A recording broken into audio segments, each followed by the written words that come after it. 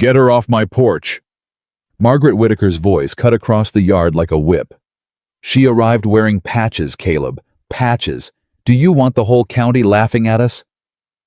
Eliza Carter stood at the gate of the Whitaker Ranch, holding a single worn bag, hearing every word. She did not flinch. She had been talked about her entire life. She knew how to survive it.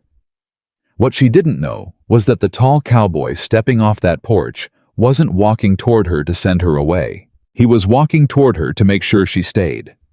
If this story already has your heart, subscribe to our channel, follow every part to the very end, and drop a comment telling us what city you're watching from. I want to see how far this story travels. Montana Territory. Autumn of 1879. Eliza Carter had buried her pride so many times she wasn't sure she had any left. But standing at the gate of the largest ranch in Red Hollow County, listening to a woman she had never met describe her like a stray animal that had wandered onto good property, something inside her chest pulled tight. Not from shame, from fury. She swallowed it. She was good at swallowing things. Margaret Whitaker stood on the porch with her arms crossed, wearing a dress that cost more than Eliza's family had earned in 3 years. Her hair was pinned perfectly. Her chin was raised at an angle that communicated exactly what she thought of the girl standing at her gate. "I told Father this was a mistake," Margaret said, not lowering her voice, not even slightly. "We needed to make Caleb understand the point, not actually subject him to—" She gestured at Eliza with one gloved hand. "This." The ranch hand who had driven Eliza from town shifted uncomfortably beside her. Eliza did not move. She had ridden 4 hours in the back of a supply wagon to get here. She had spent that time staring at the Montana sky and telling herself the same thing over and over. "You are doing this for Papa. You are doing this for Papa. That is the only reason you need." Her father, William Carter, was 53 years old and could no longer lift his own arms above his shoulders.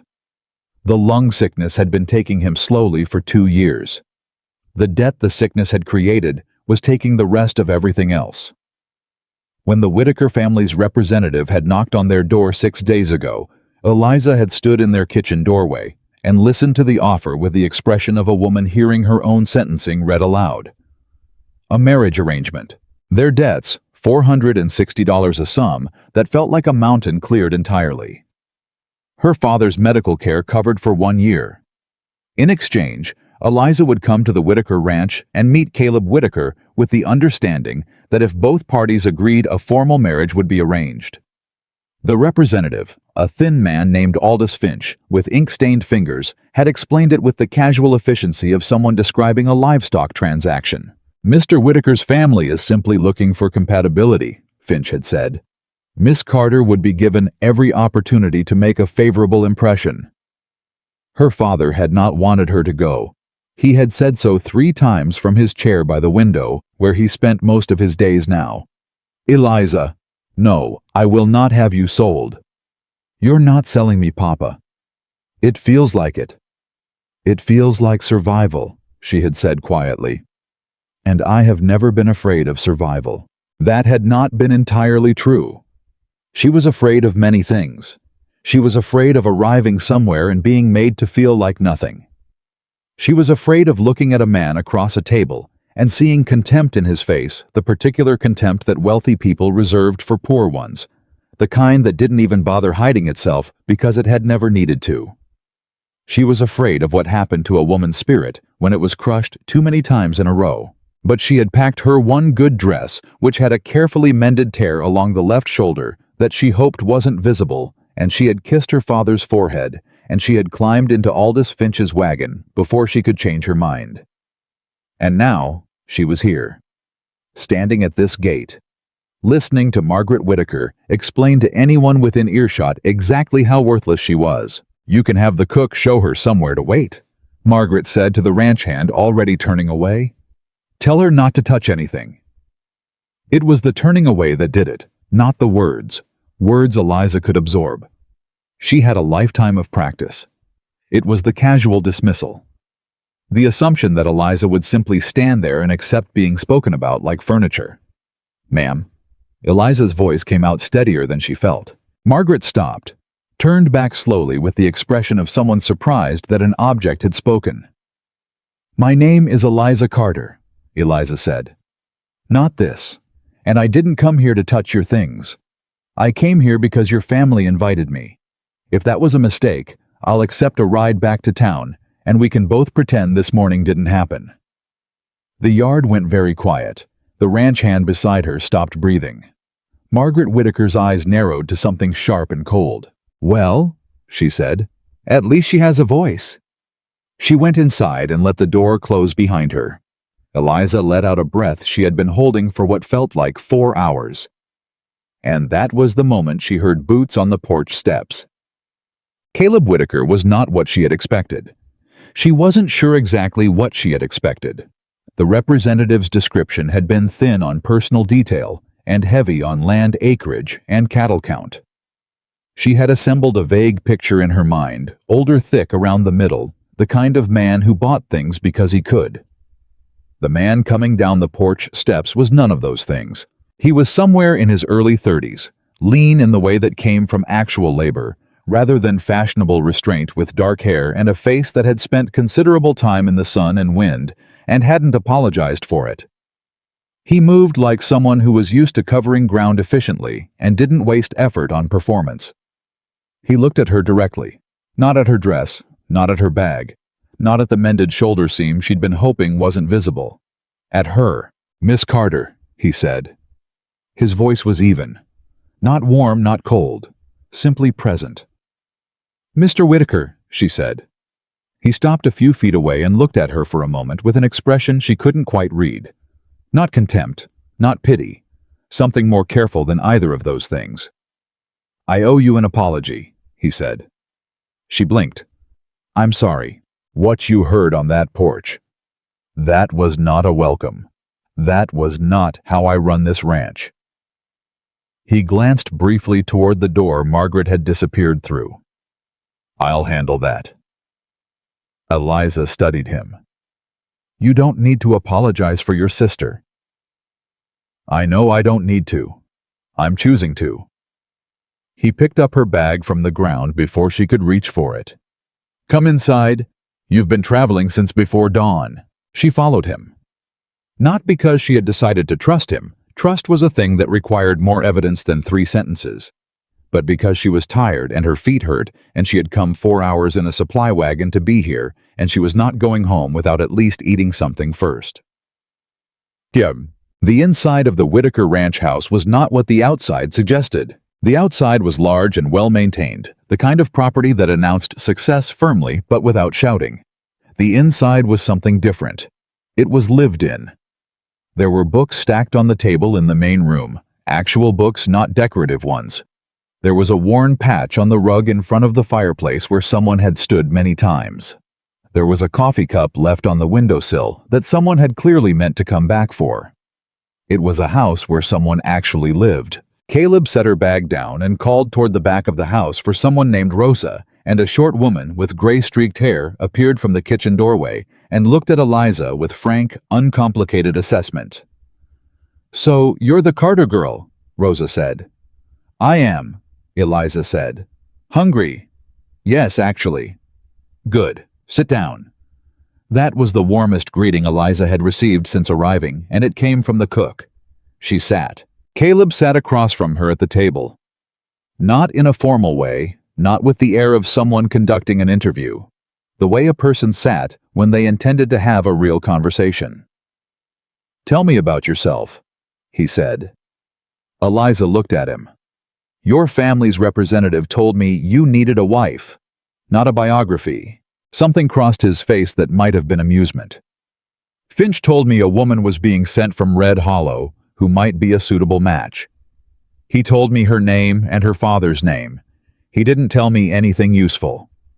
What counts as useful? What you actually want, what you're afraid of, what you're good at." He paused. "What would make you leave?" She was quiet for a moment.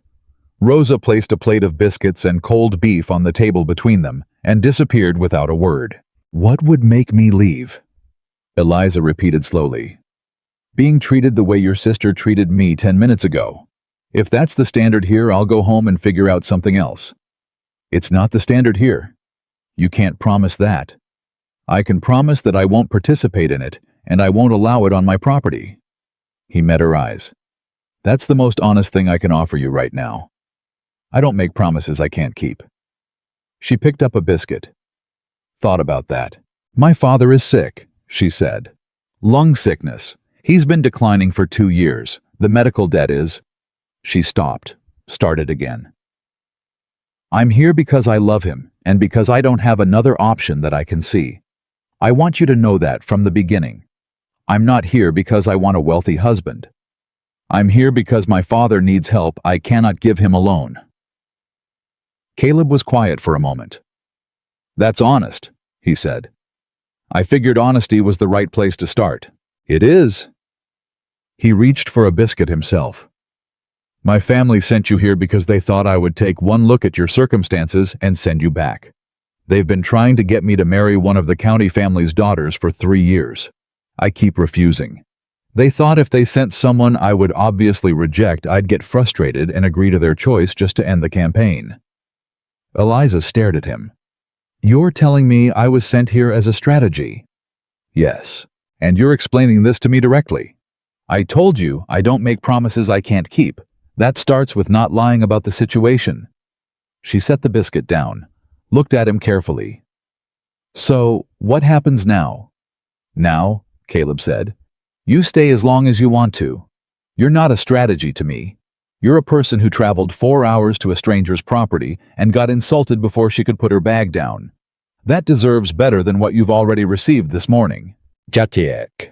The first week was not easy. Eliza had expected the work she had worked hard her entire life and had no objection to continuing. What she had not expected was the social architecture of the Whitaker Ranch, which was more complicated than anything she had encountered in Red Hollow. The ranch employed 14 men and 3 women who handled the household. Every single one of them had an opinion about the new arrival. The ranch hands mostly watched her with cautious curiosity. They had seen wealthy women come and go from this property over the years, paraded by the Whitaker family with varying degrees of subtlety. Eliza was different from those women obviously and immediately, and they weren't sure what to make of it. The household women were more direct. On her second morning, a young woman named Clara, who managed the laundry, pulled Eliza aside in the kitchen hallway and said without preamble, Margaret has been telling everyone you're here to trap Caleb into something. I thought you should know. What does she think I'm trapping him into? Eliza asked. Marriage, money, social embarrassment. Clara ticked the items off on her fingers. She has quite a list. I'm aware she doesn't want me here. You don't seem bothered. I've been underestimated my entire life, Eliza said. At some point, you stop fighting it and just get on with things. Clara looked at her for a long moment. Then she smiled. Fair enough. Breakfast is in 20 minutes. Margaret was the harder problem.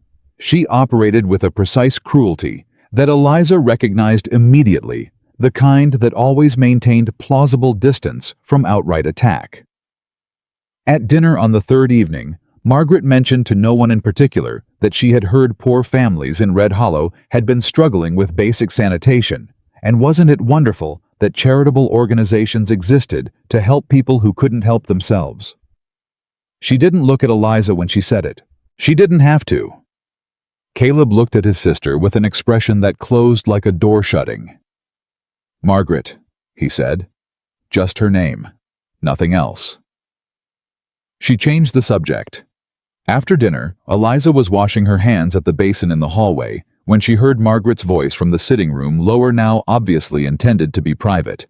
She's a smart little creature, I'll give you that. But Caleb, think about what people will say. Think about what you're actually considering here. I'm considering being decent to a woman you were inexcusably rude to this morning, Caleb said. His voice was flat.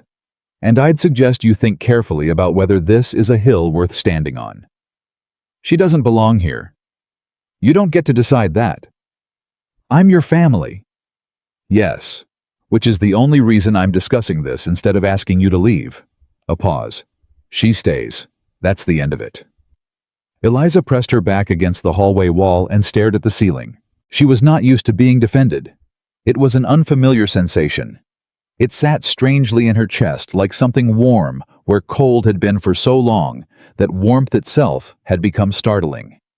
She went to her room and lay awake for an hour, thinking about what it meant to be in a place where someone drew a line on your behalf.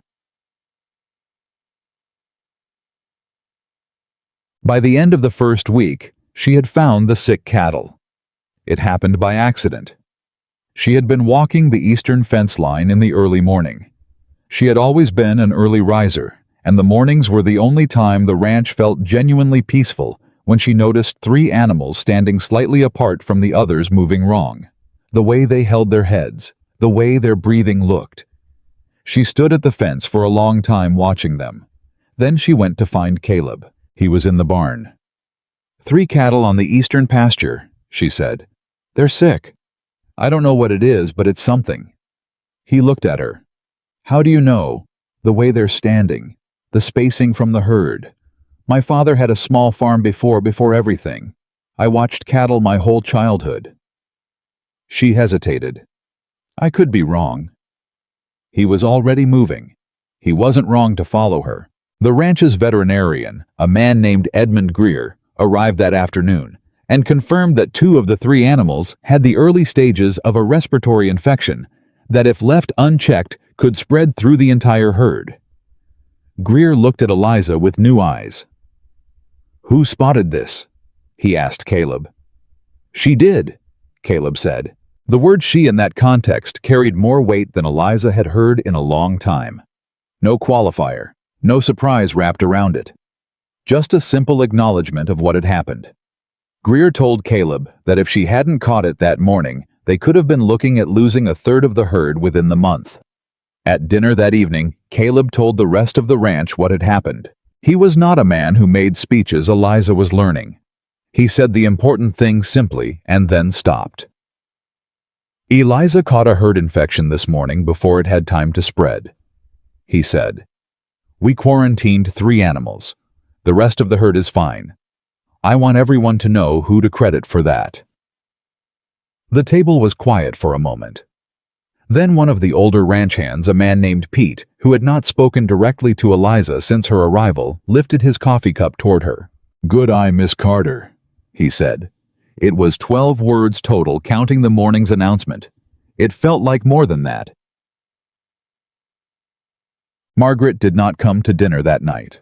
Eliza would later learn she had taken her meal in her room, which was her habit when things were not going according to her expectations. What Eliza did not know yet, what none of them knew yet, was that Margaret had spent the afternoon in town, and she had visited Victor Harrington. Harrington was not the kind of man who announced himself. He was the largest landowner in Red Hollow County. He had been acquiring property in the territory for 15 years through a series of loans and agreements that poor families entered desperately and could rarely repay. He owned the bank. He owned 3 of the 4 largest businesses on the main street. He had relationships with the county judge and both of the territorial representatives. He was the kind of man who did not need to announce himself because everyone already knew exactly who he was. What most people did not know, what Eliza did not yet know, though she was closer to it than anyone realized, was what lay beneath those loans and agreements. But that discovery was still ahead. For now, Margaret arrived at Harrington's office in the late afternoon and sat across from him with the expression of a woman who had a problem she needed solved. My brother has taken in a charity case, she said. A poor girl from Red Hollow with ideas above her station. Harrington looked at her mildly. And she's already made herself useful. At this rate, Margaret stopped. I need her gone before she becomes something I can't argue against. Harrington was quiet for a moment. What's her name? He asked. Carter, Margaret said. Eliza Carter. Her father was William Carter. He had a small farm outside Red Hollow until about 4 years ago. Something in Harrington's expression shifted. So small, so brief, that Margaret didn't notice it at all. I see, he said. I'll give it some thought. Eliza spent her second week learning the ranch. Not performing the learning, actually doing it. She asked questions. She listened to the answers. She made herself useful in ways that didn't require permission because she wasn't asking for attention, she was just filling the gaps she saw. She organized the household accounts which had been kept in a state of enthusiastic chaos by a previous bookkeeper who had apparently believed that any system was a good system. She found 3 unpaid invoices buried under a pile of correspondence and flagged them to Caleb. He looked at what she'd done. "How long did this take you?" he asked. 2 evenings. He was quiet for a moment. "Where did you learn accounting?" "From books," she said. "We had a good library when I was young, before—" She had said that phrase 3 times now in conversations with him. Before. It had become its own kind of shorthand for everything that had divided her life into 2 distinct halves. Before the hard years. "Your mother." She looked at him. Nobody had asked about her mother since she couldn't remember the last time. "She was a teacher," Eliza said. "In Red Hollow, before it had a proper school. She taught out of our house. She believed very strongly that reading was the difference between a life with choices and a life without them." She was right. "She died when I was 14. Fever." Eliza said it cleanly, the way you said things you had long ago accepted. "After that it was just Papa and me. He tried. He really did. But he didn't have her gift for keeping things running. And the books? I kept reading. It was the one thing that cost nothing after the library was established." She paused. "I have read everything I could find on farming medicine, accounting, and the law. Not because I intended to use any of it, because it felt like the only door that was open to me and I was not going to stop walking through it." Caleb looked at her for a long moment. "You're describing an education," he said. "I'm describing what I was allowed access to," she said, "which is not the same thing, and I know the difference." The honesty in that sentence seemed to land somewhere in him. He looked down at the papers on the table. "The ranch's east quarter has been underperforming," he said. "I've been trying to understand why for 2 seasons. The account books aren't giving me the answer. If you had time—" "I'll look at it tomorrow," she said. He glanced up. "If that's all right?" she added. "It's more than all right," he said. But that night, alone in her room, Eliza pulled out the one thing she had brought that wasn't practical. A small wooden box. Inside it were papers. Old ones. Her father's papers, which she had spent years organizing out of habit the same way she organized everything, because order was the closest thing to control she had ever been able to maintain. One set of papers she had looked at many times without fully understanding what she was seeing. A land contract. Her father's signature at the bottom. A series of payment terms that she had never been able to make sense of. The numbers never added up the way they should. She spread the papers on the small desk and stared at them in the lamplight. She was closer to understanding them now than she had been a month ago. But she wasn't there yet. She folded them carefully, put them back, closed the box, lay in the dark and listened to the Montana wind move across the roof of a place that was not yet home, wondering what she was carrying without knowing it. On a Friday evening, 12 days after her arrival, Caleb found her on the porch after supper. He stood beside her, and they both looked out at the ranch without speaking for a while, the way 2 people do when they have begun to feel comfortable enough with each other that silence doesn't need to be filled. "Can I ask you something?" he said. "Yes." "Why haven't you asked me anything about the arrangement?"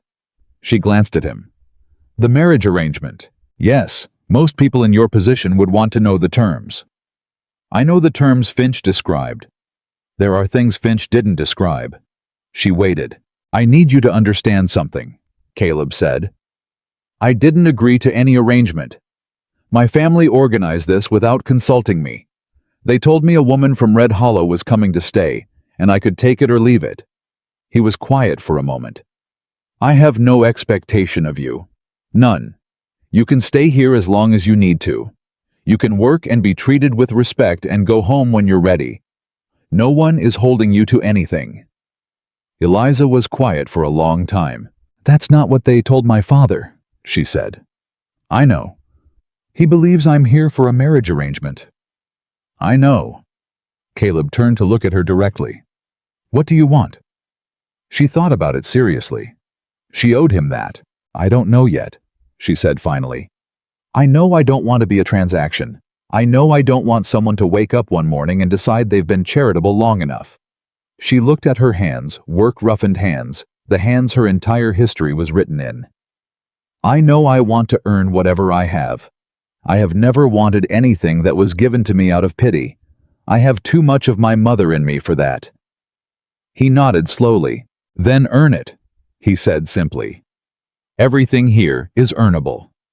She looked at him. "I believe you," she said.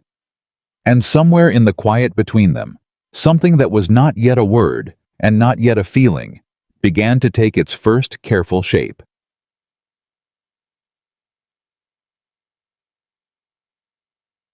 What she did not yet know was that the decision had already been made, not by Caleb, not by her, by Harrington.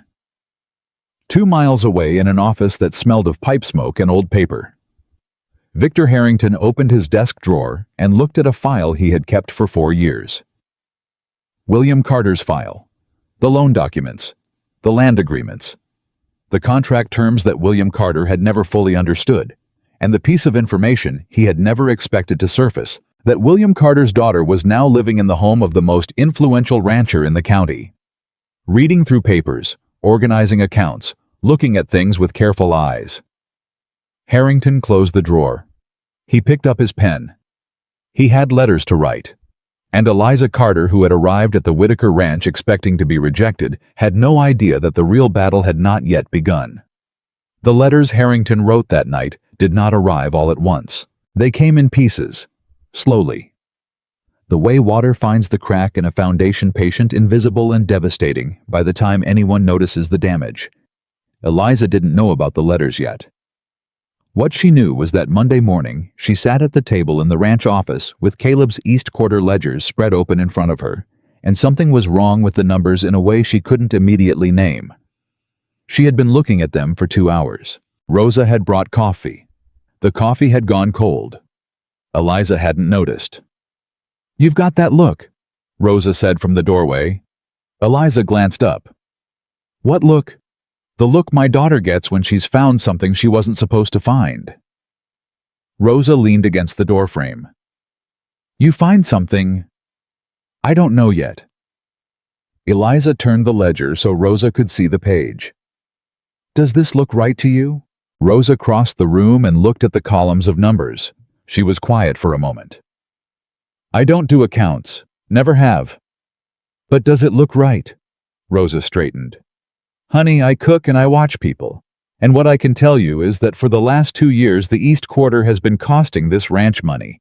It shouldn't be costing. Caleb knows it. He just can't figure out where it's bleeding from." "It's not bleeding," Eliza said slowly. "It's being drained." Rosa looked at her. "There's a difference," Eliza said. "Bleeding is an accident. Draining is a choice someone made." She turned back to the ledger. Rosa watched her for another moment, then went back to the kitchen without another word. But she left the door open. Eliza pulled a fresh piece of paper toward her and started writing. She wasn't ready to say anything yet. She needed to be sure. She had spent too much of her life being dismissed to present something she wasn't certain of, because the moment a woman in her position got something wrong, the people who wanted her to be wrong would never let her forget it. She worked through lunch. She worked through the afternoon. And by the time the sun was dropping and the ranch hands were coming in from the fields, she had found it. Not all of it, but enough. Caleb came into the office at 6 o'clock and stopped when he saw the papers covering the entire surface of his desk. "Tell me," he said. She had arranged everything before he arrived. She walked him through it in order, point by point, the way her mother had taught her to explain things. Build the foundation first, then place the conclusion on top so it doesn't wobble. Someone had been overcharging the ranch's East Quarter operations for nearly 2 years. Small amounts. Never enough to trigger obvious alarm.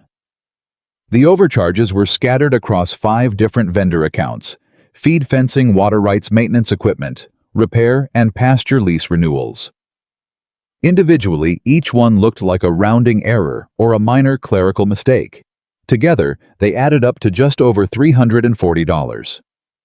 $340, Caleb said. Over 22 months, Eliza said. Which is why nobody caught it. Any single month the amount is small enough to ignore. But compounded, who? She hesitated. I need another day to be completely certain. I can see the pattern, but I want to trace it back to the source before I give you a name. He looked at her steadily. You already have a name. She met his eyes. I want to be sure. All right? He was quiet for a moment. Then, Eliza, you just saved this ranch more than $300, and you did it in one day with records that have been sitting in this office for 2 years. I just looked at them differently. Most people would have stopped looking. She picked up her coffee cup, remembered it was cold, and set it down again. My mother used to say that poverty teaches you to look at things carefully. You can't afford to miss anything because everything costs something. He was quiet. What is it? She asked. Nothing. He pulled out the chair across from her and sat down. What do you need to finish tracing it? The vendor invoices from the last 18 months. Do you have those? I'll have Pete pull them from storage tonight. Then I'll have your answer by tomorrow afternoon. He nodded. Then, without any particular ceremony, he said, Thank you. She looked at him. He said it plainly, the way he said everything, no performance, no qualification, just the words. You're welcome, she said, and meant it. She had the answer by 10 the next morning. The name was Thomas Briggs. He was the ranch's East Quarter Supply Coordinator, a position he had held for 3 years. He had been skimming from vendor invoices using a method simple enough that it required almost no sophistication. He submitted invoices with slightly inflated amounts, collected the difference from the vendors in cash, and split the payment with them. When Caleb confronted Briggs in the barn with the documentation Eliza had assembled, the man went white. He didn't try to deny it. What he said loudly enough that 2 ranch hands standing outside the barn door heard every word was this: You're going to take the word of some poor girl who showed up here 2 weeks ago over a man who's worked this ranch for 3 years. The silence that followed was very complete. Caleb looked at Thomas Briggs for a long moment. I'm going to take the word of documented evidence, Caleb said. Which she assembled, yes. Briggs was dismissed that afternoon. The 2 ranch hands who had been standing outside the barn told everyone else what they'd heard. By dinner, the story had been told and retold through every corner of the ranch, and somewhere in the retelling, a fact had crystallized that changed how people looked at Eliza Carter. She hadn't accused anyone. She had simply found the truth and handed it over. That was not what they had expected from the poor girl from Red Hollow. Pete, the ranch hand who had lifted his coffee cup to her after the cattle incident, now held the door open for her when she came into the kitchen. Clara, who had warned her about Margaret's gossip campaign, brought her an extra biscuit at breakfast without being asked.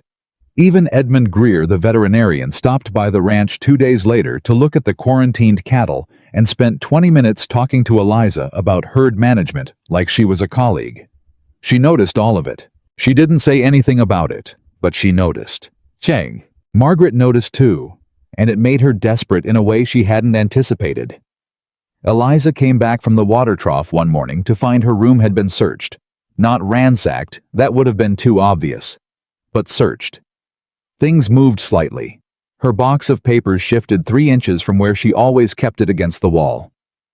She stood in the doorway of her room and looked at what had been touched, and her stomach went cold. The papers inside the box were still there. She checked, but someone had gone through them. She thought about going to Caleb.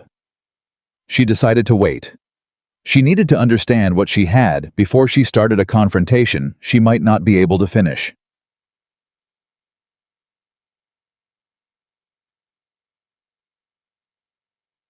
2 days later, Margaret came to her, not in the main house, outside by the fence at the property's western edge where Eliza had gone to think on a morning when thinking required some distance from walls. Margaret's approach was different from what Eliza expected. She didn't come with her chin raised. She came with something that looked surprisingly like desperation. "I want to talk to you," Margaret said. "All right," Eliza said. "Not about your work. Not about the accounts or the cattle." Margaret stopped a few feet away. "About my brother." Eliza waited. "Caleb has responsibilities," Margaret said. "To this family. To our name. To what our parents spent their entire lives building." Her voice was controlled, but her hands weren't. They were pressed together in a way that suggested significant effort. "I am not cruel, whatever you may think of me. I am scared. There is a difference." Eliza looked at her steadily. "What are you scared of? That he will make a decision based on—" Margaret stopped, tried again. "You are not what I planned for him. I know that. You don't understand what people will say." "I understand exactly what people will say," Eliza said. "I've been listening to what people say about me my entire life. I have some expertise in the subject." Margaret's composure cracked just slightly at the edges. "If he chooses you, he hasn't chosen anything," Eliza said. "Neither have I. We're two people getting to know each other. That's all that's happening right now." "It won't stay that way." "Maybe not. But whatever it becomes, it won't be because I manipulated anyone." She met Margaret's eyes directly. "And I need you to understand something. I didn't come here to steal your family. I came here because I had no other way to help my father. That's the whole truth. You can do whatever you want with it." Margaret looked at her for a long moment. When she left, she didn't say another word.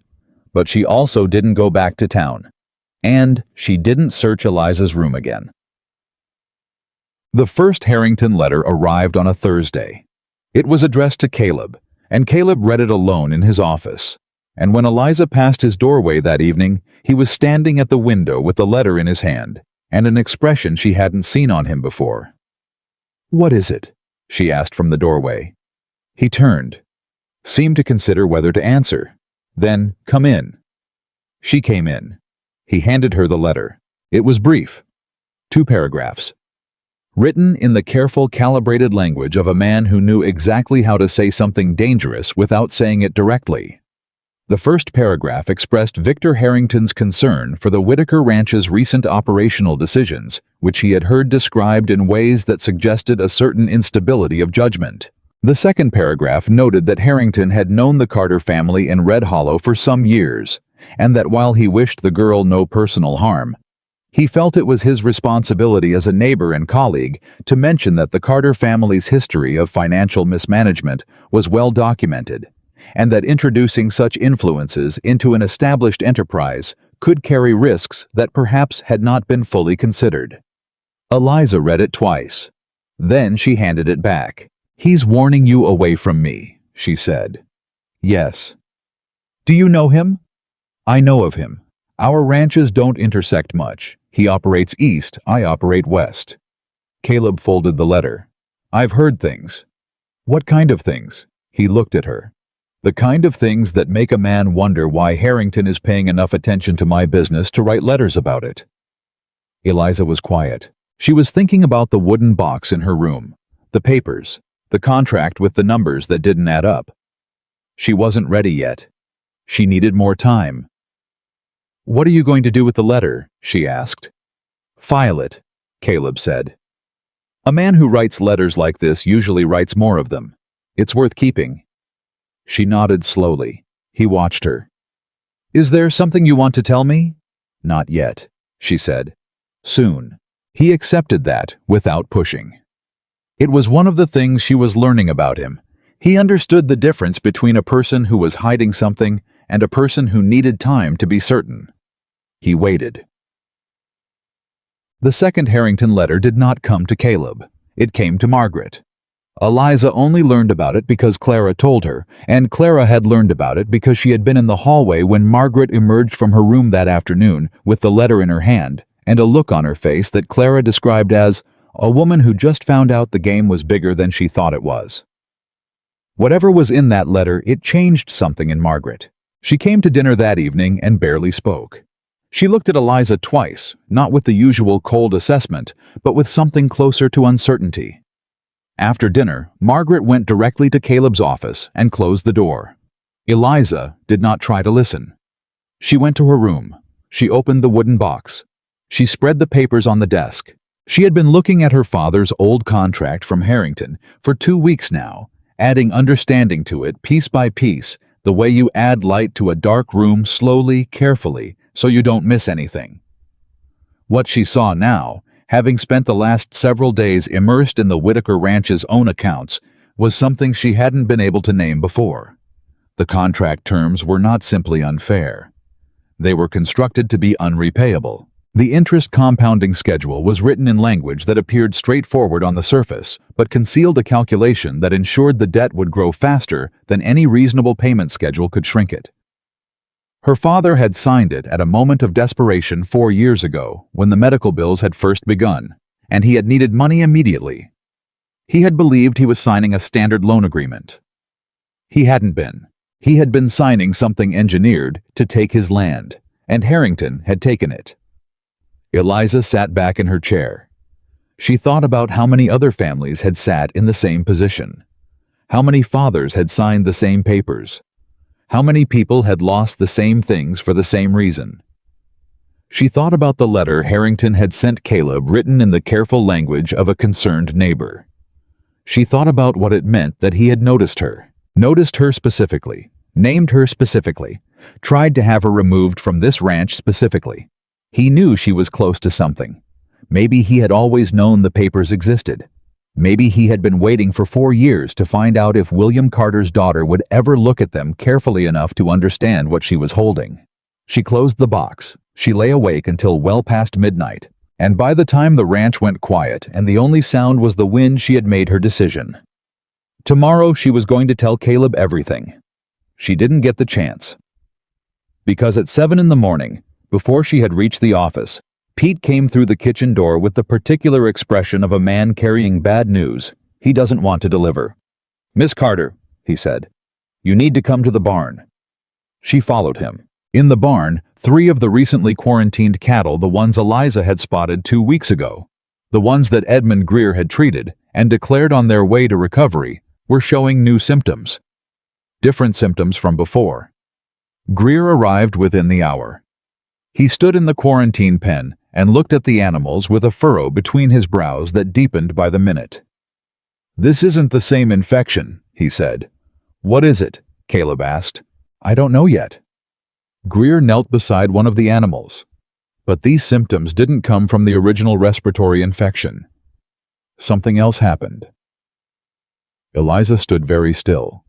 She looked at the water trough inside the quarantine pen. She walked to it.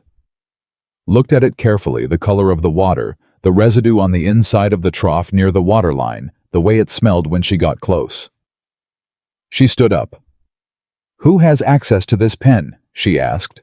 Pete and Caleb both looked at her. "Ranch hands on rotation," Pete said. "A few of them. Why? Has anyone been here who isn't on rotation?" Pete frowned. "Not that I know of, but I wasn't watching it every minute." Eliza looked at Caleb. "I think someone interfered with the water." Caleb went very still. "You're saying this was done deliberately," he said. "I'm saying the water smells wrong, and these animals were recovering 4 days ago." She kept her voice level, even though her pulse was anything but. "I could be wrong. But you should have Greer look at the trough before you dismiss it." Greer looked at the trough. He was quiet for a long time. Then he said, in the careful tone of a man who understood the weight of what he was about to confirm, "She's not wrong." The barn went completely silent. Caleb turned slowly and looked at the barn door and at the ranch beyond it, and at the county beyond that. And his expression was the expression of a man understanding that something he thought was a business difficulty had just become something else entirely. "Pete," he said quietly, I want to know everyone who's been on this property in the last 4 days. Everyone. Workers, visitors, anyone who came to deliver anything." "Yes, sir." Pete left. Caleb turned to Eliza. "You wanted to tell me something last night," he said. "Tell me now." She took a breath. "My father had a loan contract with Victor Harrington," she said. 4 years ago. He lost his farm because of it. I've been looking at the contract for weeks, and I think I'm nearly certain that it was designed to fail, that the terms were constructed so that repayment was mathematically impossible." Caleb looked at her. "And I think my father wasn't the only one," she said. The silence between them was different from the silences they had been learning to share over the past 2 weeks. This one had weight in it. Consequence. "How long have you known this?" he asked. "I've been building toward it. I didn't want to bring you something I wasn't certain of. And now I'm certain enough." She met his eyes. "And now someone poisoned your cattle. Which means whoever is paying attention to what I'm doing is scared enough to start doing damage." Caleb was quiet for a long moment. Then he said something she had not expected. "Thank you for trusting me with this." She blinked. "I know what it cost you," he said quietly. "Bringing this to someone, after everything that's taught you that asking for help ends badly." She looked at him. She didn't have words for a moment. "I'm going to need those papers," he said. "Your father's contract, all of it." "I'll get them. And Eliza." He held her gaze. "Whatever Harrington is afraid you're going to find, I think you're going to find it. And when you do, I want you to know something before that happens." She waited. "You are not carrying this alone anymore," he said. The words were simple. He said them the way he said everything, without decoration, without anything extra wrapped around them. She felt them anyway. All of them. She went to get the papers. She did not let herself think too hard about what had shifted between them in that barn, because she was a woman who had learned to be careful with things that mattered. But something had shifted. And in the room back at the main house, as she lifted the wooden box from the desk and held it against her chest before carrying it to the man who had just told her she wasn't alone for the first time in longer than she could remember, she believed it. What neither of them knew was that Pete's inquiry into recent visitors would turn up a name before sundown. A name that would connect Harrington's letters to the poisoned trough to a third thing, something buried even deeper, something that had been waiting 4 years to be found. And when Eliza finally spread her father's papers across Caleb's desk, and they began reading them together, what they uncovered would not only explain her father's ruin, it would explain the ruin of 11 other families, 11 names, 11 contracts, 1 man, and a county that had been watching it happen looking the other way because the man doing it was powerful enough that looking the other way had seemed like the only safe choice. Until now. Pete's name came back before sundown, exactly as Caleb had expected. The visitor who had accessed the quarantine pen 2 days ago was a supply delivery man named Roy Sutter, a man who had made deliveries to the Whitaker Ranch 3 times in the past year without incident, without anyone paying him particular notice, because that was precisely the kind of man Victor Harrington hired for the kind of work he needed done quietly. Roy Sutter had connections to Harrington's feed operation on the east side of the county. Pete laid the information on Caleb's desk like a man setting down something hot. "You're sure?" Caleb said. Jeb saw him near the pen. Didn't think anything of it at the time because Sutter's been here before. But he was there, and he wasn't making a delivery that day. Pete's jaw was tight. "I checked the logs. No delivery was scheduled." Caleb was quiet for a moment, then, "Don't say anything to anyone else yet." Pete left. Caleb turned back to the desk, where Eliza's papers were spread in careful order, her father's contract at the center, surrounded by the additional documents she had organized over the past 2 weeks. She sat across from him, watching his face as he read, looking for the moment he saw what she had seen. She knew when it happened. His expression didn't change dramatically. It tightened. The way a man's face tightens when he's absorbing something that requires him to recalibrate how he understands the world. "This clause," he said, pointing to the third page of the contract. "This is what does it." "Yes," she said. "The interest schedule looks standard until you reach paragraph 7. And then, the compounding interval changes," she said, "from monthly to weekly, written in language that makes it sound like a routine adjustment. My father would never have caught it. Most people wouldn't. A lawyer would have caught it. My father couldn't afford a lawyer." She said it without bitterness, just fact. That's exactly why this clause existed. It was written for people who couldn't afford to have someone else read it for them. Caleb set the paper down. He picked up the list Eliza had compiled over the previous 3 nights, names she had gathered carefully cross-referencing what her father had told her over the years with what she knew of other families in Red Hollow who had lost property. 11 names. He read through them slowly. "I know 4 of these families," he said. "I know most of them," she said. "The Aldersons lost their farm 2 years ago. The Pratt family left Red Hollow entirely. The Henleys, their oldest son, works for you. He's been here 3 years. Caleb looked up sharply. Daniel Henley. His family lost their land to Harrington when Daniel was 16. Caleb was very quiet. He never said anything. He said, "No," Eliza said. "He wouldn't. What would he say? He needed work. He came to you for work. He wasn't going to walk into the house of the most successful rancher in the county and say my family was cheated by the man your county has done business with for 15 years. Caleb stood up from the desk and walked to the window. She watched his back. She could read tension in the way he was holding his shoulders. Not the tight, controlled tension of a man containing anger, but the heavier weight of a man containing something closer to grief. The particular grief of discovering that a harm you could have addressed sooner was happening right beside you, invisible, because you never had reason to look. "How long has this been going on?" he said. "Based on the dates on these contracts, at least 7 years.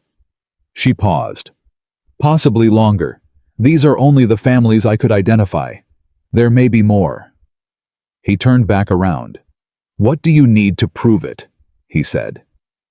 She had been waiting for that question, had been assembling the answer for days in her mind, adding pieces to it the way she added pieces to everything carefully in order without skipping steps. "The original loan registers from Harrington's bank," she said. "If the contracts all contain the same hidden clause, the same language in the same position on the same page, that's not coincidence or individual error. That's a template. That's deliberate design. Harrington owns the bank." "I know. The registers are in the bank." "I know." He looked at her. "You're not suggesting we break in." "No. I'm suggesting we find someone who legitimately has access to those records." She leaned forward. "Harrington's operation has been going on for 7 years, at minimum. A man who's been doing business that long has people who work for him who know what they're working with. Accountants, clerks, someone who processes those contracts." She held his gaze. "Someone who may not be comfortable with what they've been asked to do. People who do the paperwork for something wrong almost always know it's wrong. They just need someone to give them a reason to say so." Caleb studied her. "You've been thinking about this for a while," he said. "I've been thinking about it since the day I understood what the contract said." She sat back. "I just didn't have the standing to do anything about it alone.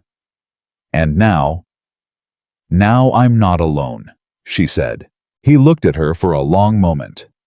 Something moved through his expression that she had started to recognize over the past 2 weeks, a kind of careful attention that wasn't quite admiration and wasn't quite affection, but was something occupying the territory between them. "No," he said. "You're not." They told Margaret that evening. Not by choice, Margaret had been watching the closed office door for 2 hours by the time Caleb opened it, and she came into the room with her arms crossed and the expression of a woman who had decided that being excluded from whatever was happening was no longer acceptable. "Tell me," she said. Caleb looked at Eliza. Eliza looked at Margaret. There had been a shift between them since the morning Margaret had come to her at the western fence. Not warmth, not yet, but a ceasefire of some kind. A mutual recognition that they were both in their different ways trying to protect the same thing. "Sit down," Eliza said. Margaret blinked. Sat. Eliza told her. All of it. The contract. The clause. The 11 families. Roy Sutter and the quarantine pen. The letters Harrington had sent. Margaret was very quiet through all of it. Her hands folded in her lap went progressively stiller as the picture came together. By the time Eliza finished, she was sitting with the particular stillness of someone who is recalculating something large and finding that the new numbers don't resemble the old ones at all. "He sent me a letter too," Margaret said. "We know," Caleb said. "He told me—" She stopped. "He said she was a destabilizing influence.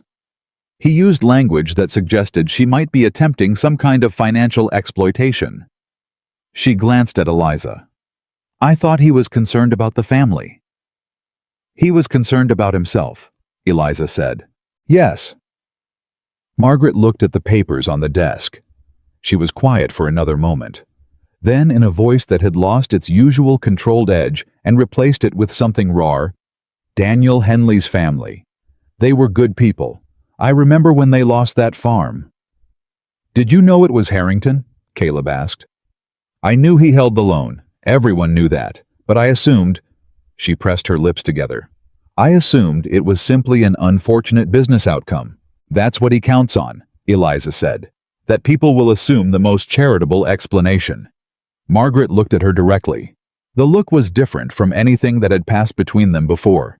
It wasn't an apology. Margaret Whitaker was probably not a woman who apologized easily or often. But it was something. An acknowledgement at minimum. The look of a person who has been wrong about something significant and is deciding whether to admit it. "What can I do?" Margaret said. Eliza and Caleb exchanged a glance. "The county meeting," Caleb said. "It's in 3 weeks. Harrington will be there. The judge will be there.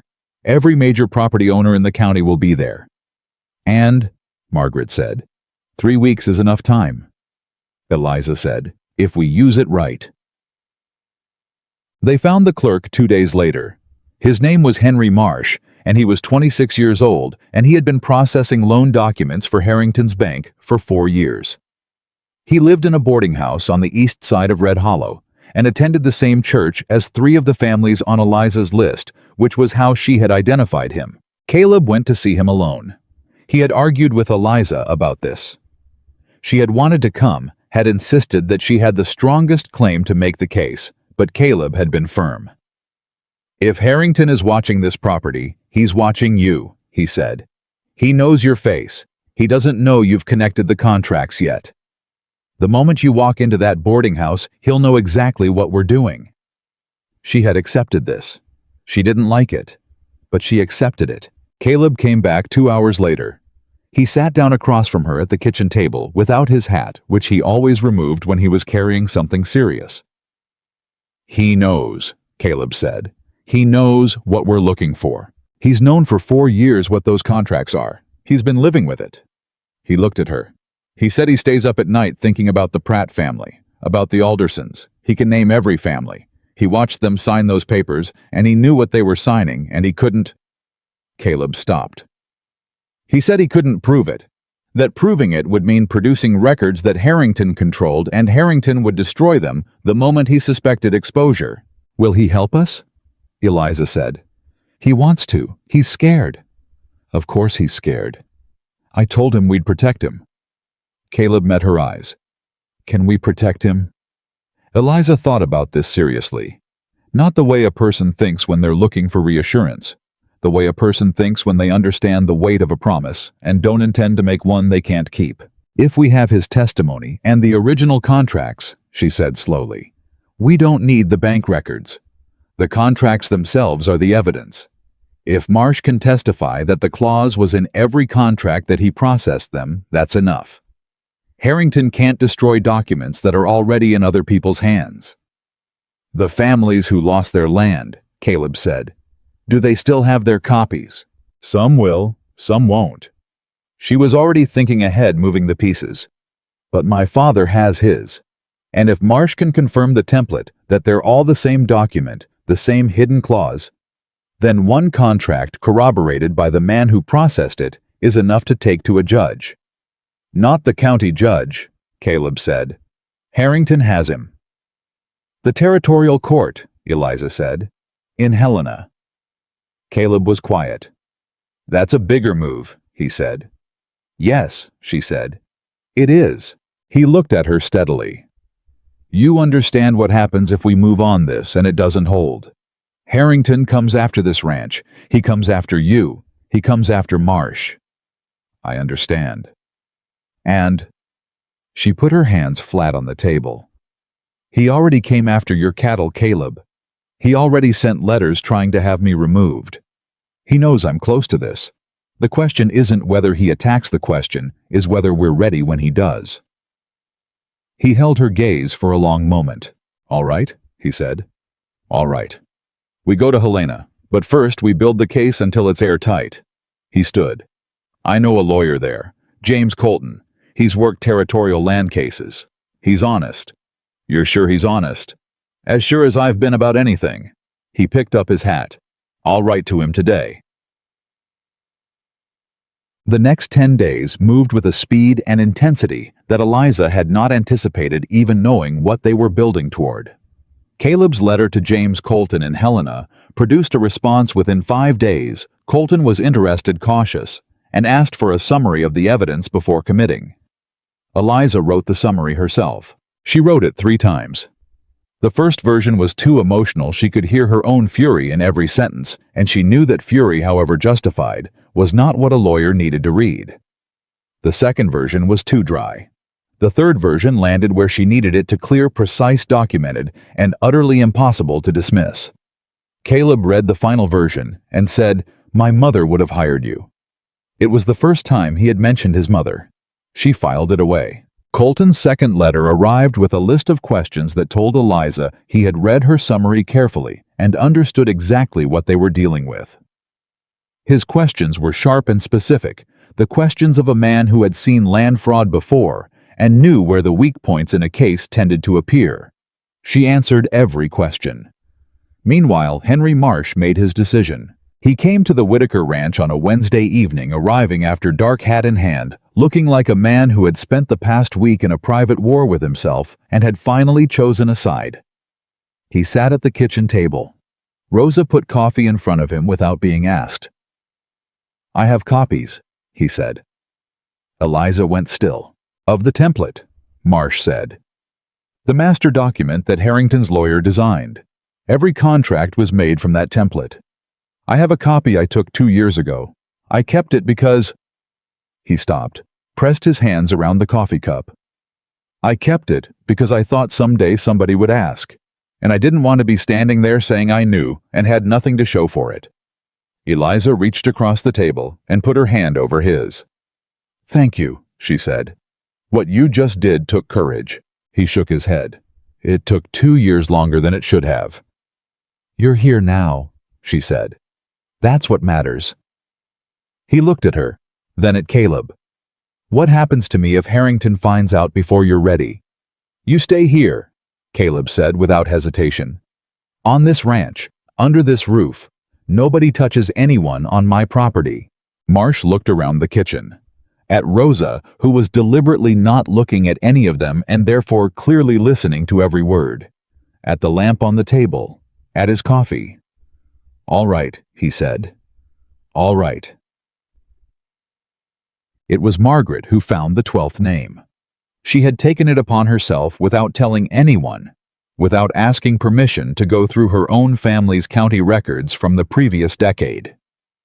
She arrived in Caleb's office on a Thursday morning with a piece of paper in her hand and an expression that made Eliza put down her pen. "Robert Langley," Margaret said. Caleb looked up. "He sold his property to Harrington 3 years ago," Margaret said. "Everyone thought it was a voluntary sale. But I found the original loan document in our county records archive. Langley came to Father for advice when he first took the loan. Father kept a copy as part of his own records. She set the paper on the desk. Same clause, same position, same language. Eliza picked up the document. Her hands were steady. Her heart was not. 12 families. Langley is in Denver now, Margaret said. He left Red Hollow the year after the sale, said he couldn't bear to stay.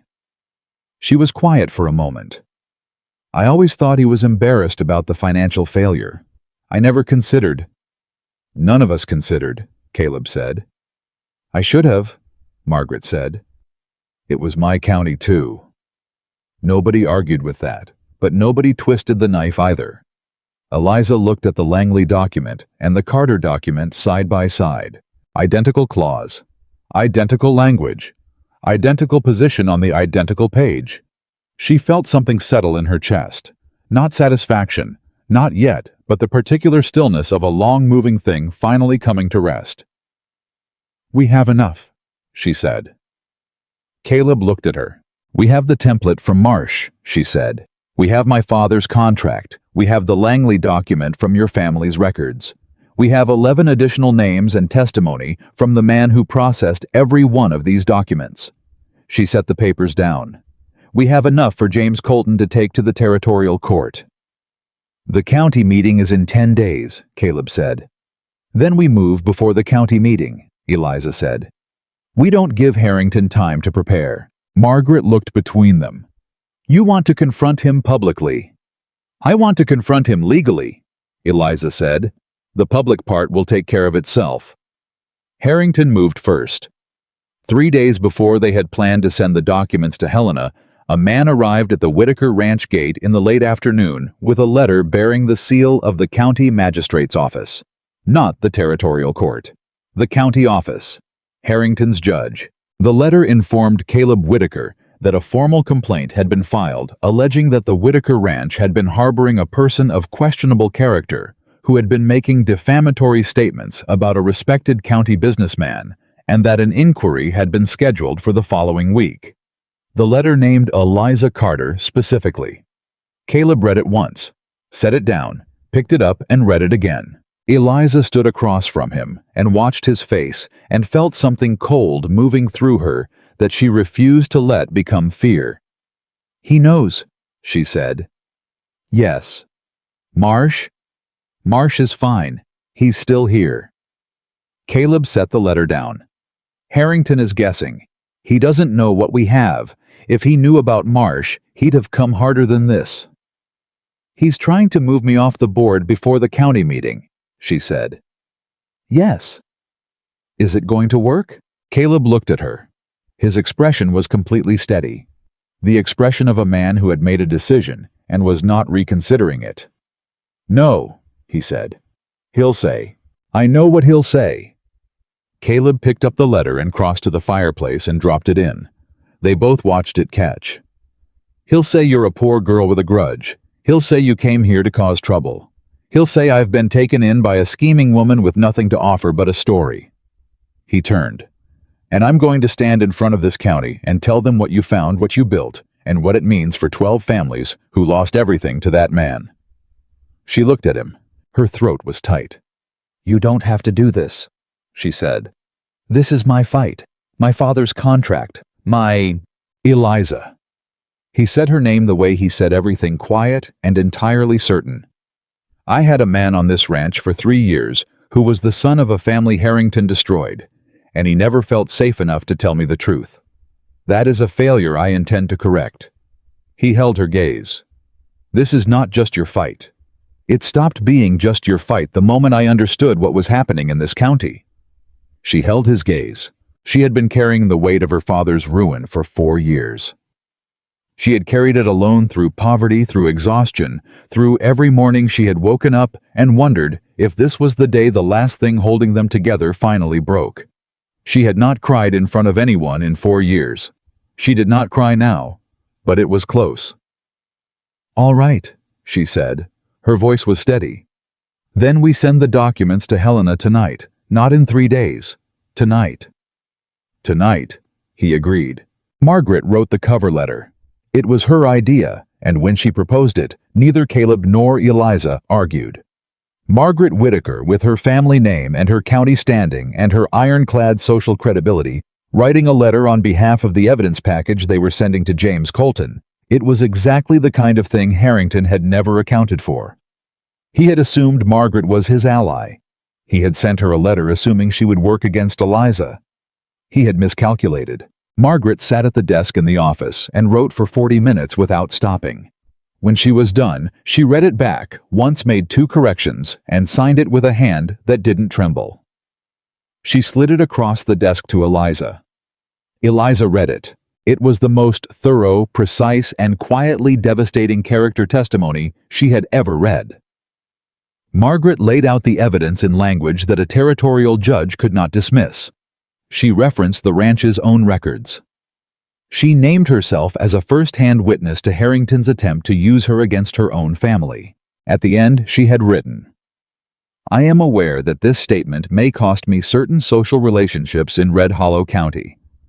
I have decided that this is not a sufficient reason to say nothing when families have lost their homes, and a woman of the finest character I have encountered has spent years trying to seek justice for her father alone." Eliza looked up from the letter. Margaret was watching her with an expression that was not quite comfortable, because Margaret was not a woman who did vulnerable things comfortably. But she had done it. That mattered more than the comfort. "Thank you," Eliza said. "Don't," Margaret said. "I'm not doing it for thanks. I'm doing it because it's right." She paused. "And because I spent 3 weeks being wrong about you, and I intend to spend the rest of the time being less wrong." Eliza almost smiled. "Almost. That's enough," she said. The documents went to Helena that night, carried by Pete himself on the fastest horse the ranch owned, with instructions not to stop, except to water the animal. And then they waited. Harrington's inquiry hearing was in 7 days. James Colton's response, and whatever the territorial court chose to do with 12 fraudulent contracts. A corroborating witness, and a letter from a Whitaker would arrive in roughly the same window. What came first would determine everything. Eliza spent those 7 days in a state of careful, deliberate calm that she held together by staying busy. She continued the ranch accounts. She sat with Henry Marsh in the evenings and went through every detail of his testimony, making sure he was steady, making sure he understood what would be asked of him and what to expect. He was frightened. She didn't try to talk him out of the fear. "Being scared doesn't mean you're doing the wrong thing," she told him one evening. "It usually means you're doing the right thing and you understand the cost." He looked at her. "Were you scared when you first brought this to Caleb?" She thought about the wooden box, the papers she'd been carrying for 2 years, the night she'd lain awake deciding whether to trust a stranger with the truth. "Yes," she said. "Every day of it." "But you did it anyway." "My father signed that contract in desperation because he had no other choice," she said. "I'm choosing this. That's the difference." Marsh nodded slowly. "I'll be there," he said, "when it's time." "I know you will." The 7th day arrived, and so did 2 things at once. A rider from Helena brought James Colton's response at 9 in the morning, a letter saying the territorial court had reviewed the preliminary evidence and found sufficient grounds to open a formal investigation into Victor Harrington's land practices, pending a complete hearing at the end of the month. Colton wrote that he had never seen a private evidence package assembled with such precision, and that the inclusion of the original contract template was, in his professional opinion, the thing that made the case unassailable. He asked to know the name of the person who had organized the documentation. Caleb wrote back, "Her name is Eliza Carter. You will be hearing it again." The second thing that arrived was Harrington himself. He came in the early afternoon unannounced with 2 men behind him and the expression of someone who had decided that the quiet approach had not worked and it was time to be direct. He stepped onto the porch of the Whitaker Ranch and called for Caleb Whitaker, and when Caleb came out, Eliza came with him. Harrington looked at her. His expression shifted just slightly, just enough. He had not expected her to be standing there beside the man he had come to pressure. "Whitaker," he said, "I'd like to speak with you privately." Whatever you have to say to me, you can say here, Caleb said. Harrington glanced at Eliza. This is a business matter. She's part of my business, Caleb said. Say what you came to say. A long pause. Harrington recalibrated. She could see him doing it, the slight shift of stance, the decision to move from subtle to direct. There is a hearing in 2 days, Harrington said, relating to certain statements that have been made. I'm giving you the opportunity to resolve this quietly. If the girl withdraws whatever claims she has been making, I will ask the magistrate to close the inquiry and consider the matter settled. Eliza felt Caleb go still beside her. She spoke before he could. The territorial court in Helena received our evidence package 6 days ago, she said. The silence that followed was very complete. Harrington's face did not collapse. It was the face of a man who had survived many things by never allowing himself to visibly collapse. But something behind his eyes changed. A recalibration faster and harder than the one before. You're bluffing, he said. James Colton is not a man who sends letters confirming receipt of bluffs, Caleb said. Another silence. Whatever you think you have, Harrington said, and his voice had shifted to something quieter, more dangerous. You should understand that I have operated in this county for 15 years. I have relationships. I have standing. And a poor girl's grudge against a contract her father failed to understand is not 12 contracts, Eliza said. 12 families. 1 template. And the man who processed every single one of them is prepared to testify. This time the silence was different. This time Harrington looked at her the way a man looks at something he failed to account for and is only now understanding the full shape of. She held his gaze. She did not look away. She had been looked at with contempt her entire life. With pity. With dismissal. With the particular blankness that people reserve for those they have decided don't matter. She had survived all of it. This she could survive too. You should go, Caleb said to Harrington. You have a hearing to prepare for. So do we. Harrington looked at Caleb. At Eliza. At the ranch house behind them where Margaret was standing in the doorway and did not pretend not to be there. He left without another word. His 2 men followed. Eliza watched them go. Beside her, she felt Caleb exhale a slow, controlled breath, the exhale of a man releasing something he had been holding rigid for too long. He's going to fight it, she said. Yes, Caleb said. He is. He's going to go back to town and call in every favor he has. Yes. And it still won't be enough. Caleb looked at her. No, he said. It won't. She believed him. She believed him not because she needed reassurance. She believed him because the evidence was real, and Henry Marsh was real, and James Colton in Helena was real, and 12 families who had lost their homes because of a hidden clause in a predatory contract were real. And she was real. She had been real all along. The county had spent years looking through her like she was made of smoke. In 2 days at that hearing, she was going to make sure they finally saw her. The night before the hearing, Eliza did not sleep. She lay in the dark and ran through every document in order, not because she had forgotten anything, but because she needed to feel the weight of each piece in her mind, the way a soldier checks his equipment before a battle, not out of doubt, but out of discipline. The Carter contract, the Langley document, Marsh's template copy, the 11 names, Colton's letter from Helena. Everything was in order.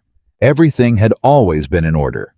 That was not what was keeping her awake. What was keeping her awake was something smaller and more personal than legal strategy. It was the memory of her father's face the last time she had seen him 7 weeks ago now, before the supply wagon took her out of Red Hollow.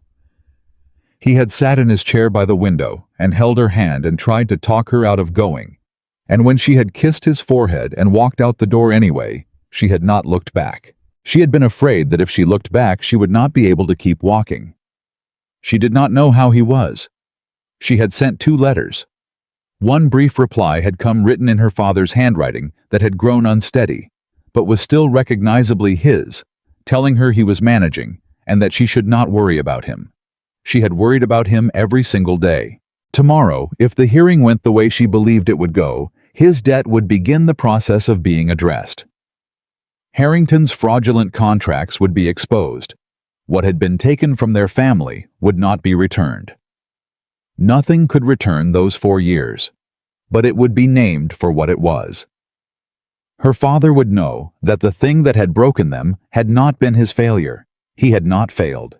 He had been robbed. And tomorrow, in front of the county, she was going to say so. She got up before dawn, dressed in the dark, and went to the kitchen. Rosa was already there. She looked at Eliza over the stove with the expression of a woman who had seen many things and was not surprised by any of them. "Sit," Rosa said. Eliza sat. Rosa put coffee in front of her and eggs after that, and did not say a single word about the hearing or Harrington or what was coming. She talked instead about her daughter in Billings and the letter that had arrived last week and the new baby who had her father's ears, which was a shame because her father's ears were considerable. Eliza listened. She ate. She felt the tightness in her chest ease by degrees. "You're doing that on purpose," Eliza said. "Doing what?" Rosa said, turning back to the stove. "Talking about ordinary things." "Most things are ordinary," Rosa said. "The hearing today is not, so I'm giving you ordinary while I still can." She glanced back. "You'll have plenty of extraordinary by noon." Eliza wrapped her hands around the coffee cup. "Thank you," she said. "For all of it, since I arrived." Rosa turned around fully, looked at her. "You came here expecting to be shown the door. You know what I thought first morning you sat at my table." "What?" "I thought this one stays." She turned back to the stove. "I've been right before." Caleb found her on the porch an hour later.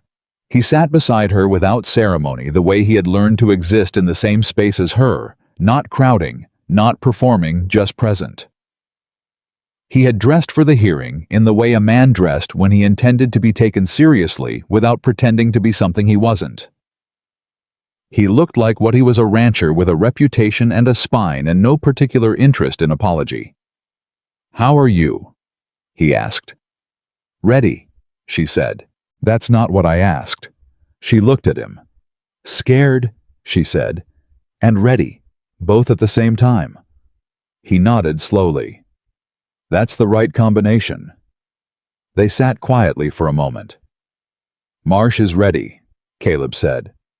"I spoke to him this morning. He's frightened, but he's solid. He's not going to fold." "I know. He decided something when he walked through that door and brought us that template. That kind of decision holds." "Margaret is riding with us." Eliza turned to look at him. "Her choice," Caleb said. "She told me this morning she intended to be present, and that if I tried to suggest she stay home, she would take her own horse and arrive separately, which would look stranger." Something in Eliza's chest moved. "She's a formidable woman." "She is," Caleb agreed. "She was wrong about you. She knows it. This is how she corrects it." "She doesn't owe me." "She knows that too," he said. "That's the point." Eliza looked out across the ranch. The morning was cold and clear in the way Montana mornings were in autumn, the kind of clarity that felt like the world had decided to be honest about itself. No softening, no haze. "Whatever happens today," she said carefully, "I want you to know something. Tell me, when I came here I thought the best I could hope for was to survive it with my dignity intact." She paused. "I didn't expect this place. I didn't expect—" She stopped. Started again. "I didn't expect you." He was quiet for a moment. "I need to tell you something too," he said. "And I want to say it before today, not after, because after will have too many other things in it." She looked at him. "I know why you came here," he said. "And I know it wasn't because of me. I know you came because you had no other road. I'm not asking you to feel something because of what we're doing today, or because I helped, or because you feel you owe me anything. I need you to know that with absolute clarity." "I know that. What I'm saying is separate from all of it," he said. "What I'm saying is that whatever you decide when this is over, Whether you stay or go home to your father, or build something entirely different than anything either of us has planned, I want you to decide it freely. Not out of obligation. Not out of gratitude." He held her gaze. "But if you're deciding freely, I want you to know that I would very much like you to stay." The morning was quiet around them. A bird called from somewhere near the barn. The wind moved through the grass in the long field beyond the fence. "I'm not deciding anything today," she said. "No," he agreed. "Today has enough in it already." "But Caleb?" "Yes." "I heard you," she said. He nodded once. They went inside to get ready for the hearing. The Red Hollow County Meeting Hall was a single large room that smelled of wood smoke and the accumulated presence of many years of community business. By the time Caleb's party arrived, the room was already full. Eliza had expected people. She had not fully anticipated how many or how quickly the news had traveled. The hall held perhaps 80 people in ordinary circumstance. Today it held more than that, some of them standing along the back wall. Some she recognized from the ranch, some she recognized from Red Hollow itself. Faces from her whole life, people who had known her as William Carter's daughter, the poor girl, the one who repaired her own dress and worked in other people's kitchens. They looked at her when she walked in. She kept her eyes forward and her spine straight and walked beside Caleb Whitaker to the front of the room as though she had every right to be there, because she did. The county magistrate, Judge Aldous Webb, sat at the front table with the particular expression of a man who had been looking forward to an easy morning and was beginning to suspect he wasn't going to get one. He was in his 60s, white-haired with a methodical quality that could be either fairness or indolence depending on which direction the wind pushed him. Victor Harrington sat to the right of the center aisle with two men. Eliza didn't recognize lawyers she guessed from Helena or Billings men whose suits announced that they had been hired specifically for this purpose. Harrington did not look at her when she entered. That, Eliza thought, was telling. A man who wasn't afraid of what you had would look at you when you walked in. He would want to watch you be nervous. The fact that Harrington kept his eyes on the judge's table meant he had spent the night calculating his position and was not entirely satisfied with what he had found. Good. Margaret took her seat on Eliza's left. Marsh sat 2 rows behind them, pale but present, with his hands folded and his eyes straight ahead. Caleb sat to Eliza's right close enough that she could feel the solid fact of him without them touching. Webb called the room to order. Harrington's lawyers went first. They were skilled. Eliza listened to them with the careful attention she gave to everything she needed to understand, and she acknowledged privately that they were very good at their work. They built their case on 3 pillars: the complaint that Eliza Carter had been making defamatory statements about Harrington's business practices, the assertion that she was a woman of limited education and personal grievance, acting from bias rather than evidence, and the suggestion that Caleb Whitaker had been unduly influenced by a person he had only known for a short time. The second pillar was the one that was designed to hurt her. She had known it was coming. She had prepared for it. But preparation and experience are different things, and sitting in that room listening to a man in an expensive suit describe her as unreliable by nature of her circumstances, her poverty, her limited formal education, her personal connection to one of the fraudulent contracts took something from her that she had to consciously replace in real time. She breathed. She kept her face still. She held the folder of documents in her lap and did not grip it too tightly. Beside her, she felt Caleb shift. Not much, just slightly. The way a man shifts when he is restraining the instinct to react to something. She put her hand briefly on his arm. Just a touch. Enough to say not yet. Wait. He stilled. Then it was their turn. Caleb spoke first, not because Eliza couldn't, but because they had agreed that his name and his standing would open a door that would then allow her to walk through it with the evidence. It was a tactical decision, and she had made it herself, and she did not find it diminishing. She found it practical. Caleb stood and addressed Webb in the straightforward manner of a man who had never found anything particularly useful in ornamentation. "I'm not here to make accusations," he said. I'm here to present documented evidence that has already been reviewed by James Colton of the Territorial Court in Helena, who has found sufficient grounds to open a formal investigation. He set Colton's letter on the magistrate's table. I'd like you to read that before we proceed. Webb read it. The room waited. When Webb looked up, something in his expression had shifted, not dramatically, not in the way of a man making a public declaration, but in the small, internal way of a man who has just understood that the calculus of the morning has changed. You may proceed, Webb said. Caleb sat down. Eliza stood up. The room went quiet in a way that had texture to it. She had felt this kind of quiet before, the quiet of a room full of people who have made up their minds about you and are waiting to confirm what they already believe. She had felt it in Red Hollow every time she walked into a store in her mended dress. She had felt it at the ranch gate on her first morning. She let it settle. Then she began. She presented the Carter contract first. She walked Webb through the clause paragraph 7, the compounding schedule. The language that appeared standard and was not. She was precise. She was clinical. She did not editorialize. She did not say my father was robbed, or this destroyed our family. She said, this clause as written creates a compounding schedule that ensures repayment is mathematically impossible under any standard income scenario. I can demonstrate this calculation if the court requires it. Webb said he would hear the calculation. She gave it to him, from memory, without notes. The numbers she had lived with for weeks that she had checked and rechecked until she could produce them in her sleep. She heard movement in the room when she finished. Not applause, this wasn't that kind of moment.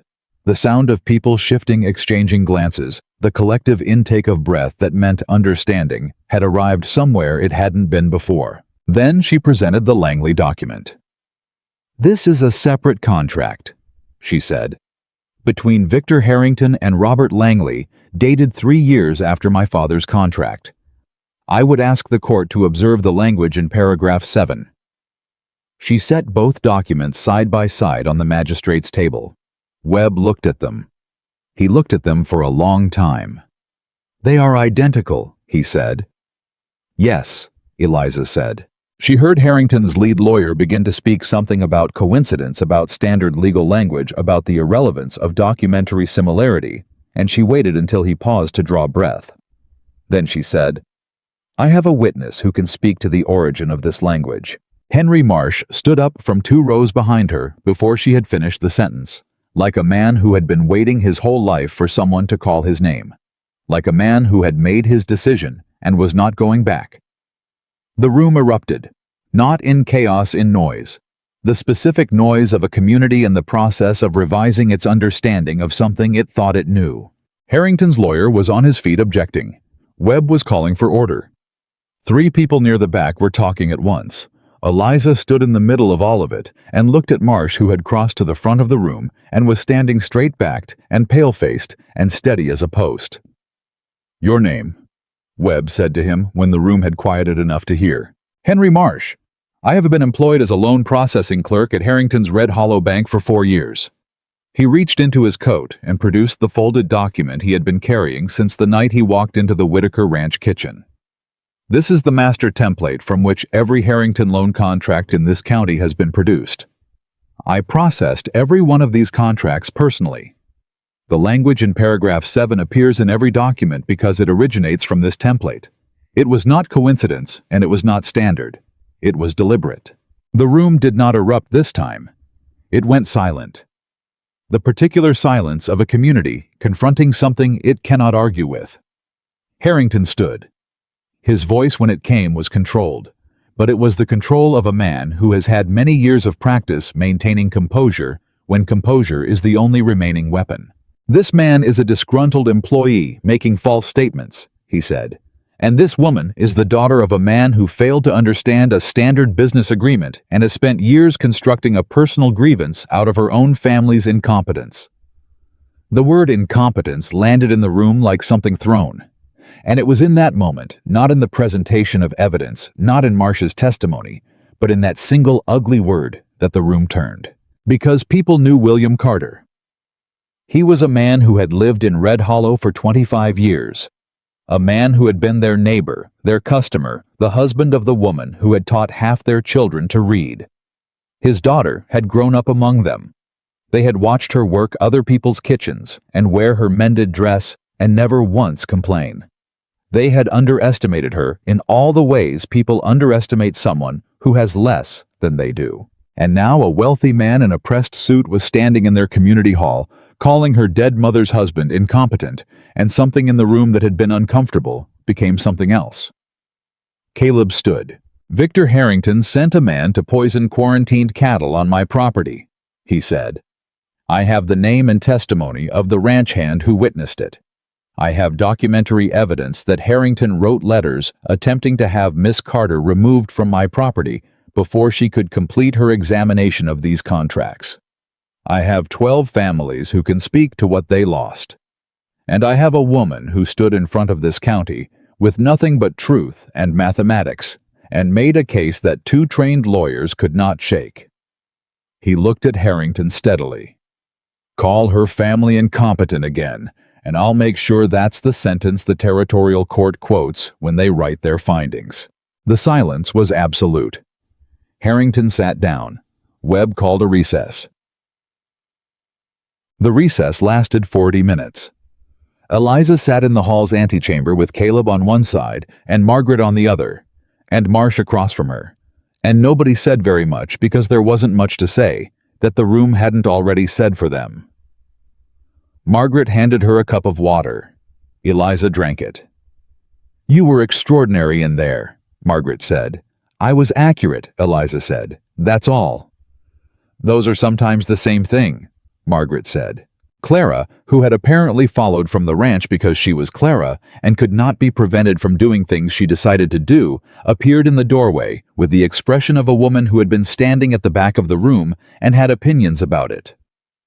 "Pete is outside telling every ranch hand what happened, and they're all talking about it," she said. "Just so you know."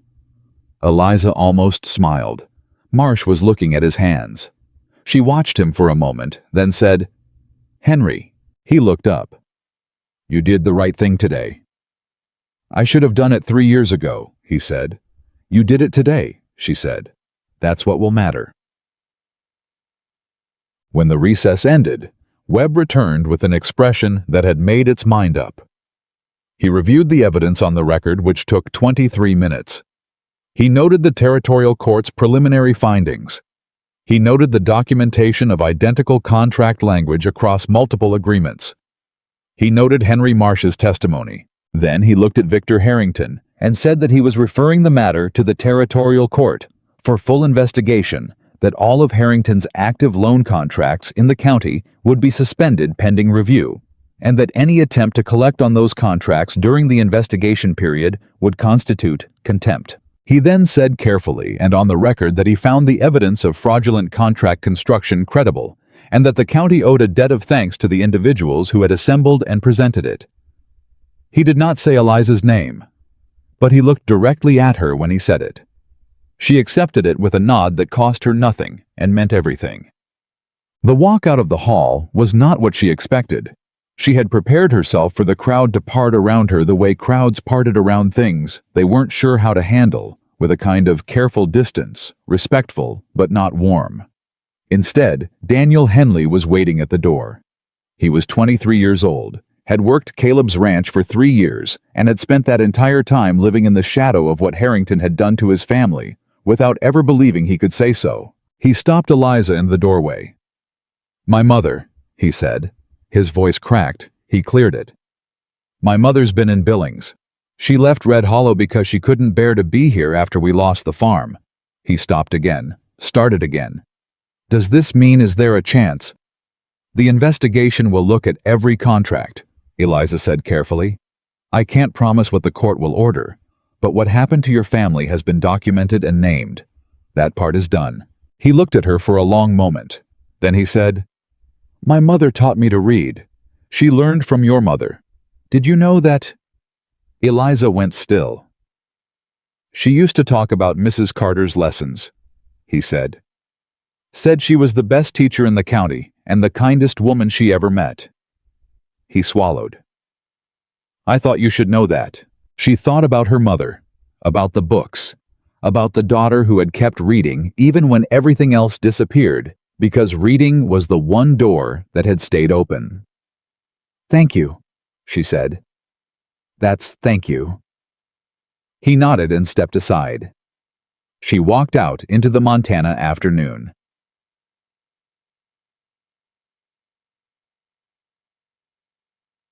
The drive back to the ranch was quiet. Margaret sat in the front of the wagon with Pete. Caleb and Eliza sat in the back, and neither of them spoke for the first mile, and it was the good kind of silence, the kind that is full rather than empty. Your father, Caleb said finally. I know, she said. I need to go see him. We'll go tomorrow morning if you want. She turned to look at him. He should hear it from you, Caleb said. But I'd like to be there, if that's all right. She held his gaze. Why? He was quiet for a moment. Because when you tell him that what happened to him wasn't his failure, that it was done to him deliberately, and that it's been named, and that the people who did it are being held to account, I want to see his face when he understands that. He paused. And because I want him to know who you've been in the past 7 weeks, I want to tell him myself. She looked at him for a long time. This man, this careful, honest, unperformative man, who said what he meant and meant what he said, and did not dress either of those things up to be more than they were. She thought about what he had said that morning on the porch, that he wanted her to stay, that he wanted her to decide freely. She had not decided anything yet, but she was beginning to understand what she wanted to decide. Yes, she said. Come with me. He nodded. They rode in silence the rest of the way home, the ranch coming into view as the sun angled lower and the word home moved through Eliza's mind with the quiet persistence of something that had been true for a while without being officially declared.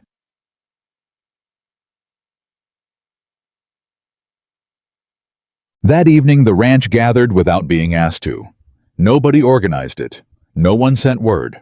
But by supper time, the kitchen and the main room and the porch were full of people who lived and worked on the Whitaker property, and Rosa had apparently anticipated this because there was enough food for all of them. Pete gave a short account of what had happened in the hall for the ranch hands who hadn't been there. His account was accurate, if not particularly poetic, and was received with the kind of steady, sincere approval that working people give when something important has been done correctly. Daniel Henley sat in the corner and was quiet, but he was there. Marsh sat beside Clara and looked like a man who had set down something very heavy, and was only beginning to understand how long he had been carrying it. Margaret sat at the main table and ate her supper and said very little, which for Margaret was a form of contentment. Caleb sat beside Eliza, and at some point in the evening their shoulders were touching, and neither of them moved away, and nobody at that table made anything of it except Rosa, who noticed everything and said nothing, and refilled everyone's coffee with the expression of a woman who had been right about something from the very beginning and was too dignified to say so. Eliza sat in the middle of all of it and felt the warmth of the room and the people in it and thought about what it was to belong somewhere. She had spent her whole life on the outside of rooms like this one, not quite invited, present by sufferance, by necessity, by the grace of someone else's generosity. This room was different. She wasn't sure exactly when it had changed. Maybe the morning she found the sick cattle. Maybe the evening she spread her father's papers on Caleb's desk and said, "I'm not ready yet, but I will be." Maybe that first morning when she had said her name to Margaret Whitaker in a cold yard and refused to be furniture. Maybe it had been changing every day in pieces too small to count individually, adding up to something she hadn't noticed until she looked at it tonight and found that it was everything. She was not going to cry about it. She had held herself together through 7 weeks of uncertainty, and a public hearing, and 12 families' worth of grief, and Margaret Whitaker and poisoned cattle and letters designed to unmake her. She was absolutely not going to cry in Rosa's kitchen surrounded by ranch hands. But it was close. It was very close. And later, after the kitchen had cleared and the lamps were turned down and the ranch had gone quiet around her, she sat on the porch alone for a few minutes and let herself feel the full weight of the day. Not the legal victory, not the evidence, not any of the parts that would matter to history. Just the fact that she had come here with nothing, expecting to be sent away. And she was still here. And tomorrow she was going to take her father's contract to her father's house and watch the truth land in his face and give him back the 4 years that Harrington had stolen from him. Not the time itself. Nothing could do that, but the understanding that he had not failed. He had been wronged, and his daughter had stood up in a county hall and said so. She sat with that until the cold drove her inside. She went to bed. For the first time in 7 weeks, she slept without waking before dawn. They left for Red Hollow at first light. Caleb drove. Eliza sat beside him on the wagon bench with the wooden box on her lap. Her father's contract, the Langley document. Colton's letter from Helena, all of it. And she held it the way you hold something you have been carrying for a very long time and are finally about to set down. The road was cold and clear. Neither of them spoke much for the first hour, and the silence was comfortable in the way that silences between people become when they have been through enough together that words are no longer required to fill the space. About 30 minutes out, Caleb said, "Are you ready for this?" She thought about it honestly. "I don't know what he's going to look like," she said. 7 weeks. He was already... She stopped. The last letter said he was managing, but my father's letters always say he's managing. "Whatever he looks like," Caleb said, "he's going to hear what you did. I don't need him to be proud of me." "I know you don't." He glanced at her sideways. "But he's going to be." She looked down at the box in her lap. When she had left Red Hollow 7 weeks ago, she had been a woman traveling toward humiliation. She had told herself she was doing it for her father. She had believed that was the whole story. She understood now that it had not been the whole story. It had been the beginning of one. William Carter's house was smaller than Caleb had imagined from Eliza's descriptions. Not because she had exaggerated, but because the reality of a space shaped by poverty and illness had a particular quality that words, even precise ones, couldn't fully carry. He noticed the careful order of the place, the way everything that remained was arranged with intention, nothing wasted, nothing careless. The hand of a woman who had grown up keeping order as a form of dignity. Eliza's hand, he realized. Even before she left, she had been maintaining this place the way she maintained everything quietly, without asking for recognition. William Carter was in his chair by the window. He was thinner than Eliza had prepared herself for. She saw it the moment she came through the door, and her step faltered just slightly, just for a breath before she crossed the room and took his hands in both of hers. "Papa," he looked at her. His eyes, which had always been the sharpest thing about him, were still sharp. The rest of him had been diminished by the months of illness, but his eyes were the same eyes that had read to her as a child, that had watched her mother teach, that had looked at a dishonest contract and not understood why it was killing him. "You came back," he said. "I came back," she said. "You look different." She almost laughed. "Do I? Stronger." He looked past her at Caleb, who had stopped just inside the doorway to give them the moment. "And you brought someone." "I did." She turned. "Papa, this is Caleb Whitaker." Caleb crossed the room and extended his hand. William Carter looked at it for a moment, then shook it. His grip was weaker than it had been, but his gaze was direct and measuring the gaze of a father, assessing the man who had been in his daughter's company for 7 weeks. "Mr. Carter," Caleb said, "your daughter saved my ranch." William blinked, looked at Eliza. "Did she?" "She did. Among several other things." He pulled a chair to sit across from the older man, level with him, not standing over him. "But she came here today to tell you something that matters more than any of that. And I'm going to let her tell it." William turned back to Eliza. She sat on the edge of the chair beside him and opened the wooden box and took out the papers. She told it the way she had told it to Caleb, to Webb, to the room full of people in the county hall, in order without embellishment with all the precision she had spent weeks building. The contract, the clause, the compounding schedule, what it meant mathematically, what it had been designed to do. William Carter listened without interrupting. He was very still through all of it. The kind of stillness that is not peace, but its opposite, the stillness of a man absorbing something that is reorganizing the framework of years. When she finished, he did not say anything for a long time. She waited. She had learned in these past 7 weeks how to wait for the truth to land in someone. It took time. Rushing it served no one. "I thought I failed," he said finally. His voice was very quiet. "I know, Papa.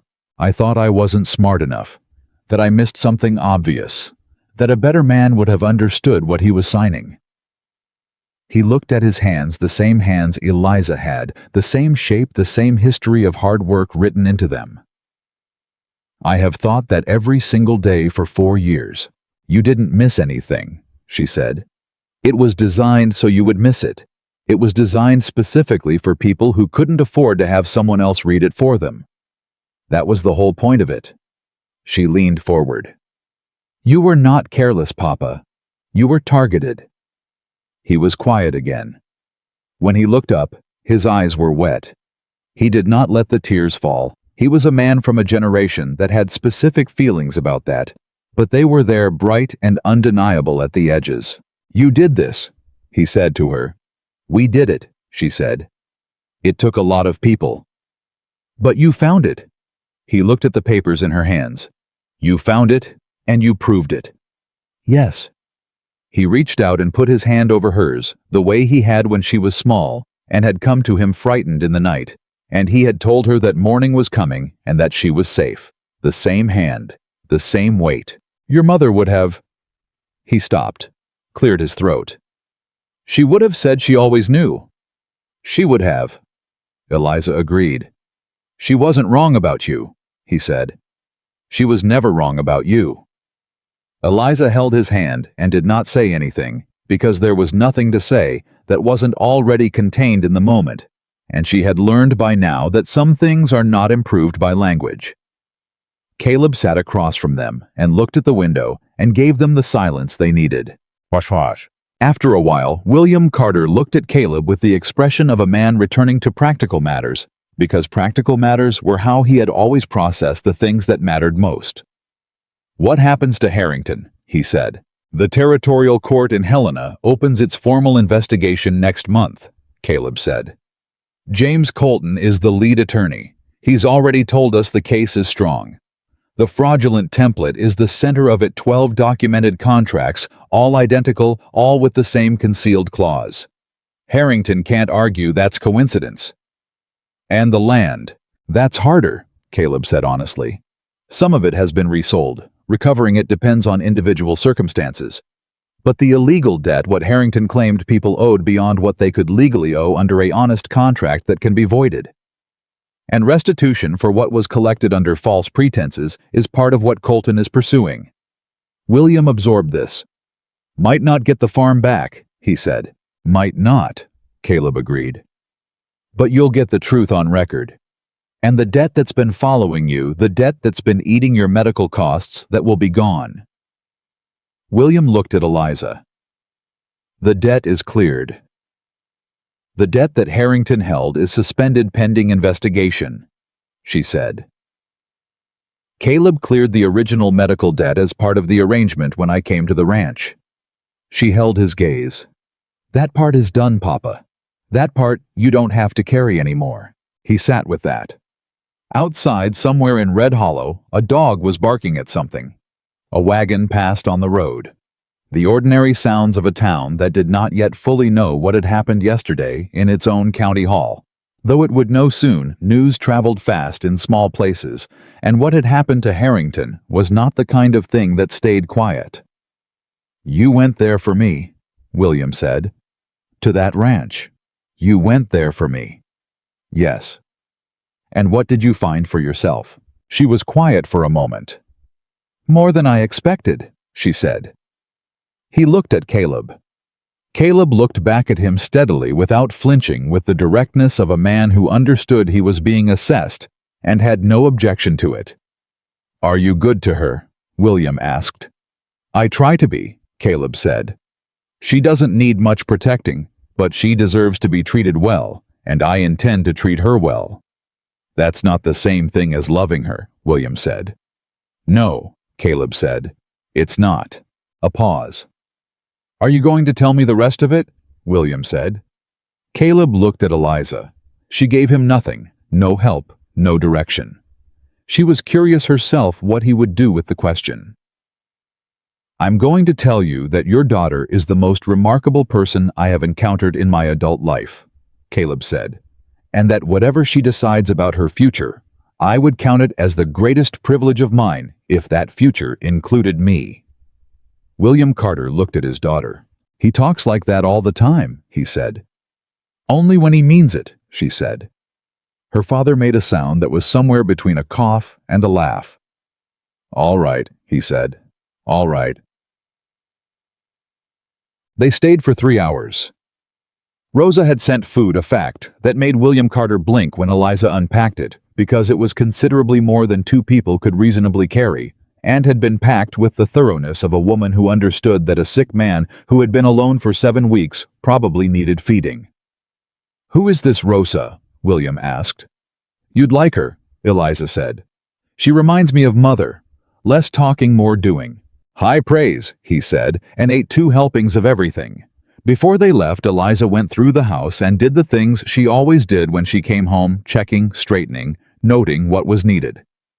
She found 3 things that wanted fixing and fixed 2 of them on the spot. The third she wrote on a piece of paper and gave to Caleb with a look that communicated exactly what she needed without a word. He folded the paper and put it in his coat pocket.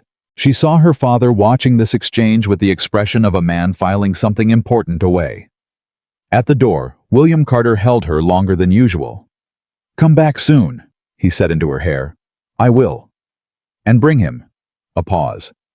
"He can fix things." She pulled back and looked at her father. He was trying very hard not to smile, and not succeeding. "You decided fast," she said. "I decided when he sat down at my level instead of standing over me," William said. "A man who does that has been taught the right things." He touched her face briefly, the way parents touch the faces of grown children when they think no one is watching. "Go home, Eliza. Go home." She walked to the wagon. She thought about that word all the way back. 2 weeks later, the territorial court formally opened its investigation into Victor Harrington. James Colton arrived from Helena himself, a quiet, compact man in his 50s, who shook Eliza's hand when they were introduced and said, "The summary you wrote was the clearest piece of legal documentation I've received from a non-lawyer in 30 years of practice." He said it without condescension, the way a professional acknowledges another professional's work. She thanked him and meant it. The investigation moved quickly because the evidence was what Eliza had said. It was airtight. The fraudulent template was the keystone. Once it was entered into the record, every contract built from it became evidence of the same crime. Harrington's lawyers attempted 3 separate procedural challenges, each of which Colton dismantled with the calm efficiency of a man who had anticipated them. Harrington himself grew quieter as the weeks passed. The bluster that had walked onto the Whitaker Ranch porch, the contemptuous certainty of a man who had never been genuinely held to account, diminished by degrees. As the territorial court's proceedings made clear that this time there was no judge. He had close enough ties to no lever, he could pull no letter, he could write that would move the machinery that Eliza Carter and Caleb Whitaker and Henry Marsh had set in motion. The county watched, and in the watching something changed. The families on Eliza's list began coming forward. Not all at once, that wasn't how it worked, because people who had been damaged by powerful men didn't stop being afraid of those men simply because the legal tide had turned. But one by one, across the weeks of the investigation, names appeared. Statements were given.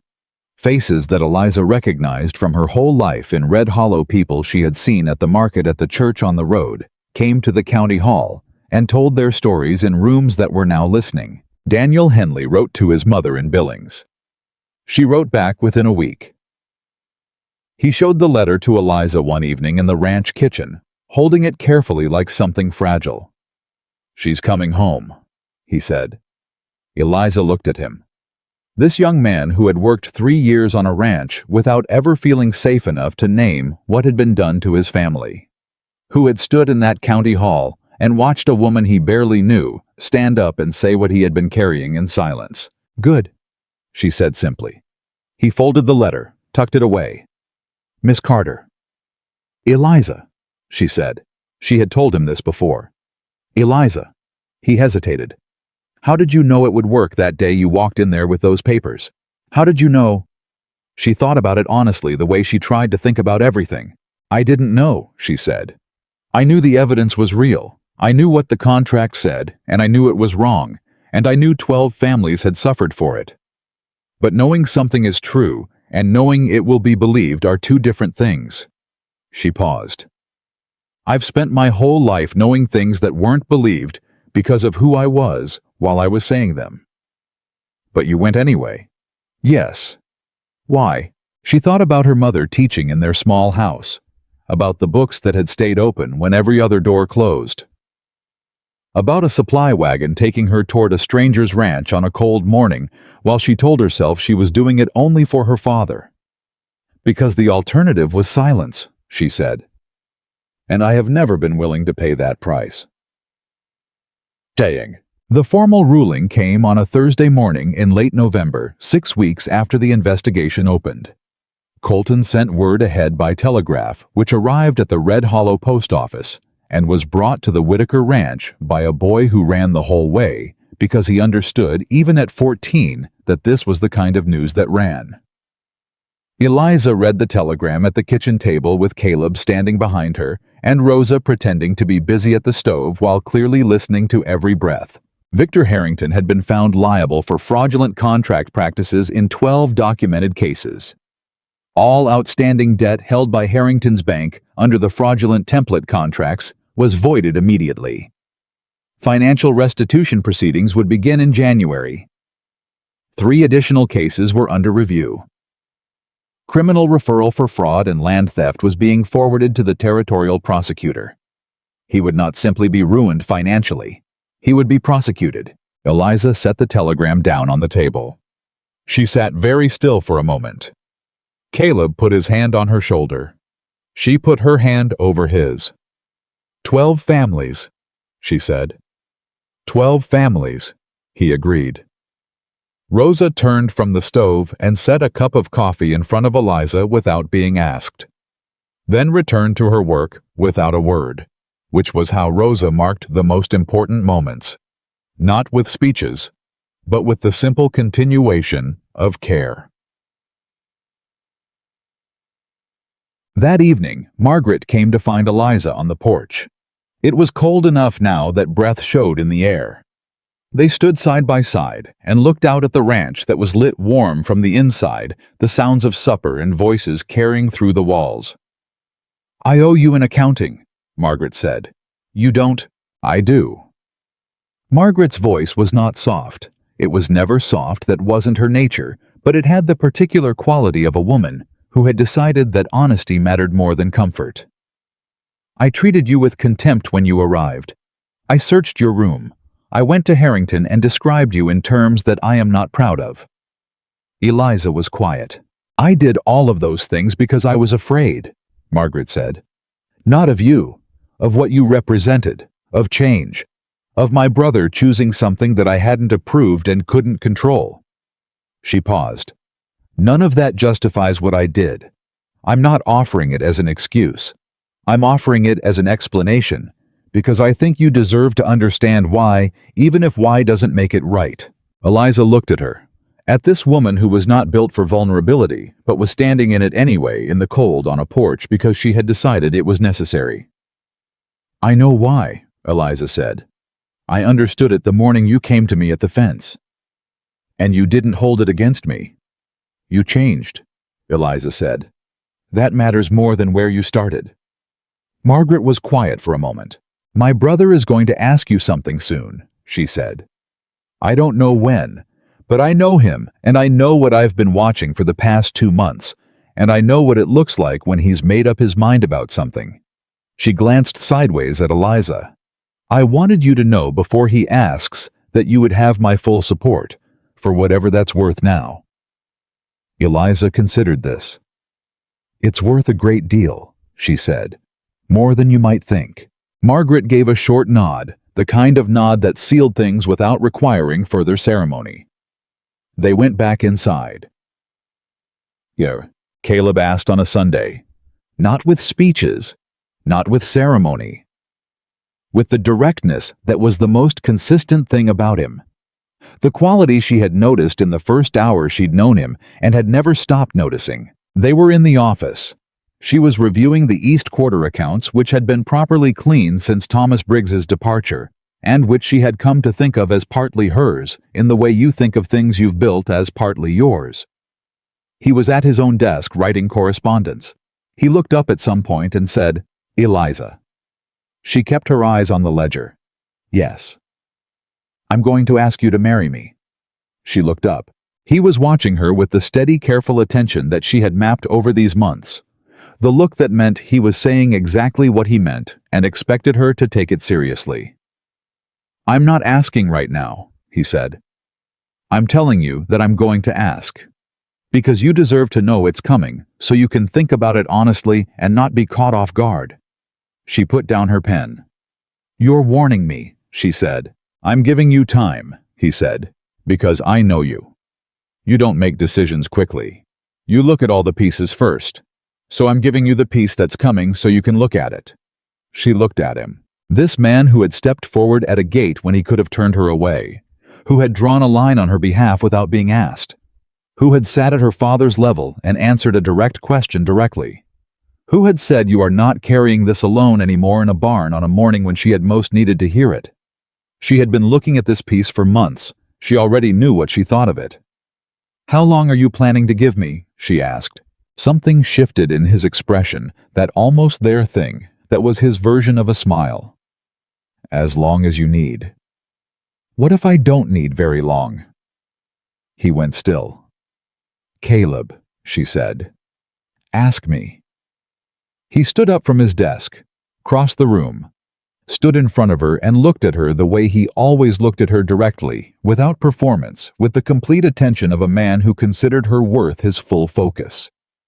Eliza Carter, he said, will you stay? Not will you marry me?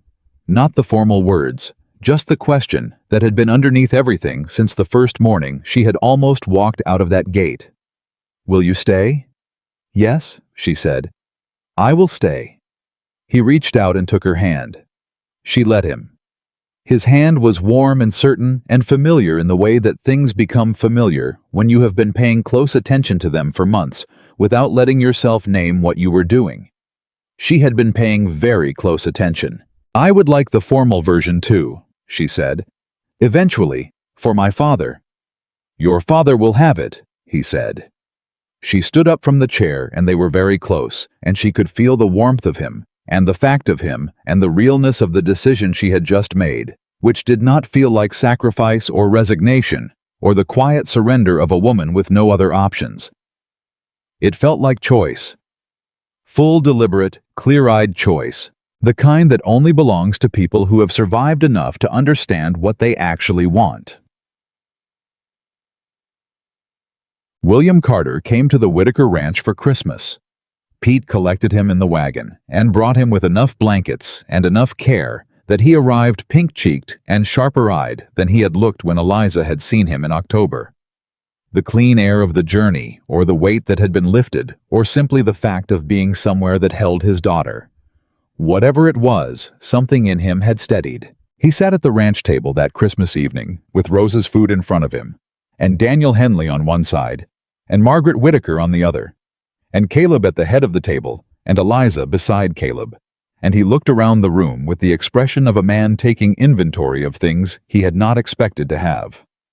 After dinner, when the table had been cleared and the room had gone quieter, he asked Caleb the question he had telegraphed 2 months ago in his small house in Red Hollow. You love her, he said. Not a question this time.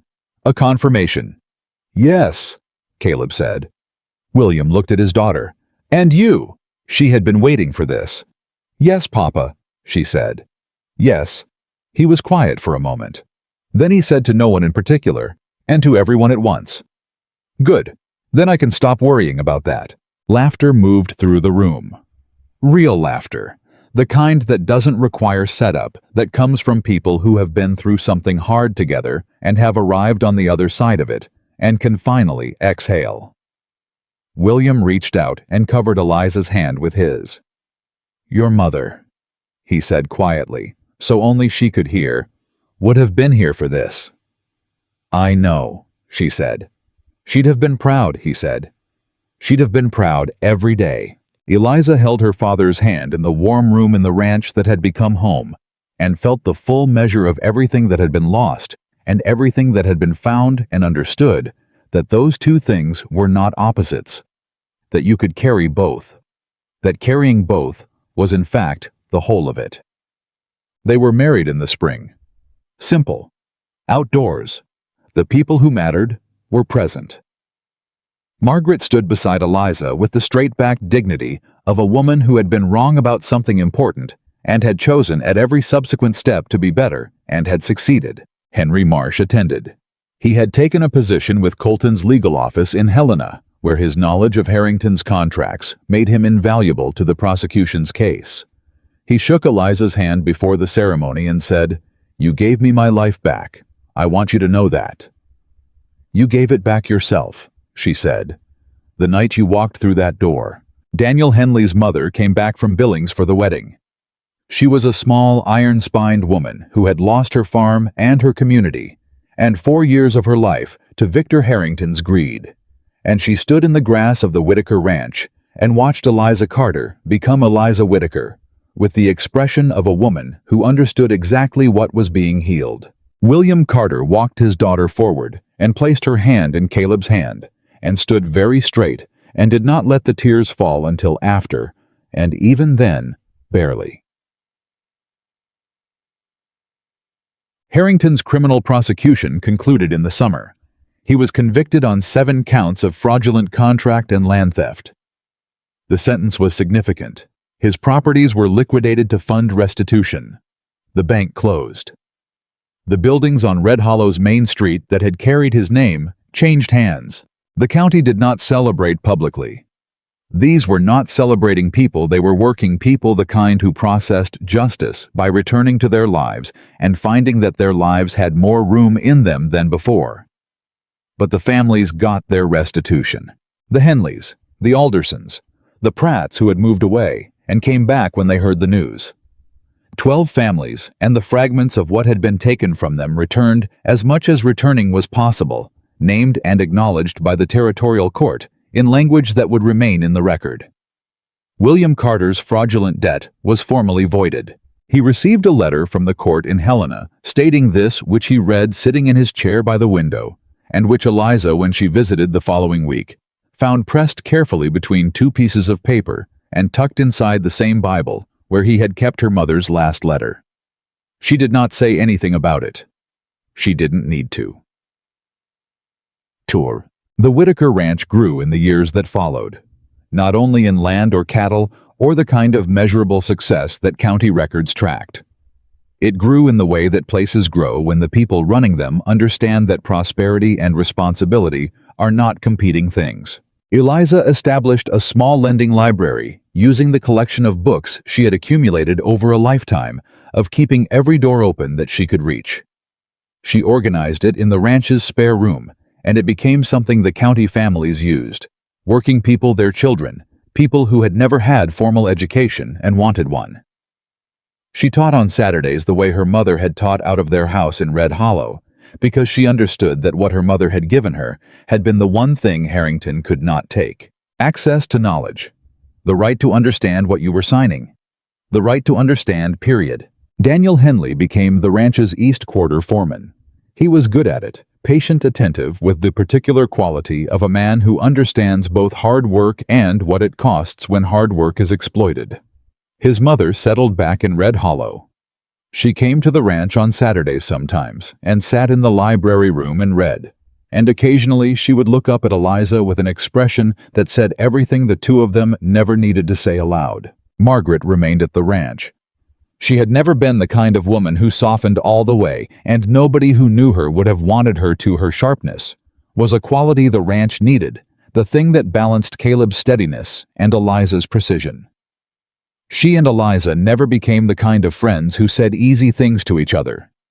They became something better, people who told each other the truth, who trusted the truth to hold weight, who had tested each other in harder conditions than friendship usually required, and had come through it knowing exactly what they had. Rosa stayed forever, which everyone had known she would. One evening, several years after the wedding, Caleb and Eliza stood on the ranch porch in the same comfortable silence they had been building since their first weeks together. Their children, two of them now, with the particular energy of children who have been raised by people who work hard and mean what they say, were visible in the yard below. "Do you think about it?" Caleb said. She knew immediately what he meant. "Sometimes." "What do you think about?" She considered the question. Not the easy version of it, the real version. "I think about the supply wagon," she said. "That morning, what I was telling myself on the way here." She paused. "I was so certain I knew what I was riding toward. I had the whole story already written. Poor girl goes to rich man's ranch, gets sent home, comes back to nothing. And instead, she looked at the yard, at the children, at the light coming from the windows of a house that was hers, in every sense that mattered, not because it had been given to her, not because she had settled for it, but because she had earned her place in it piece by piece in the hardest weeks of her life.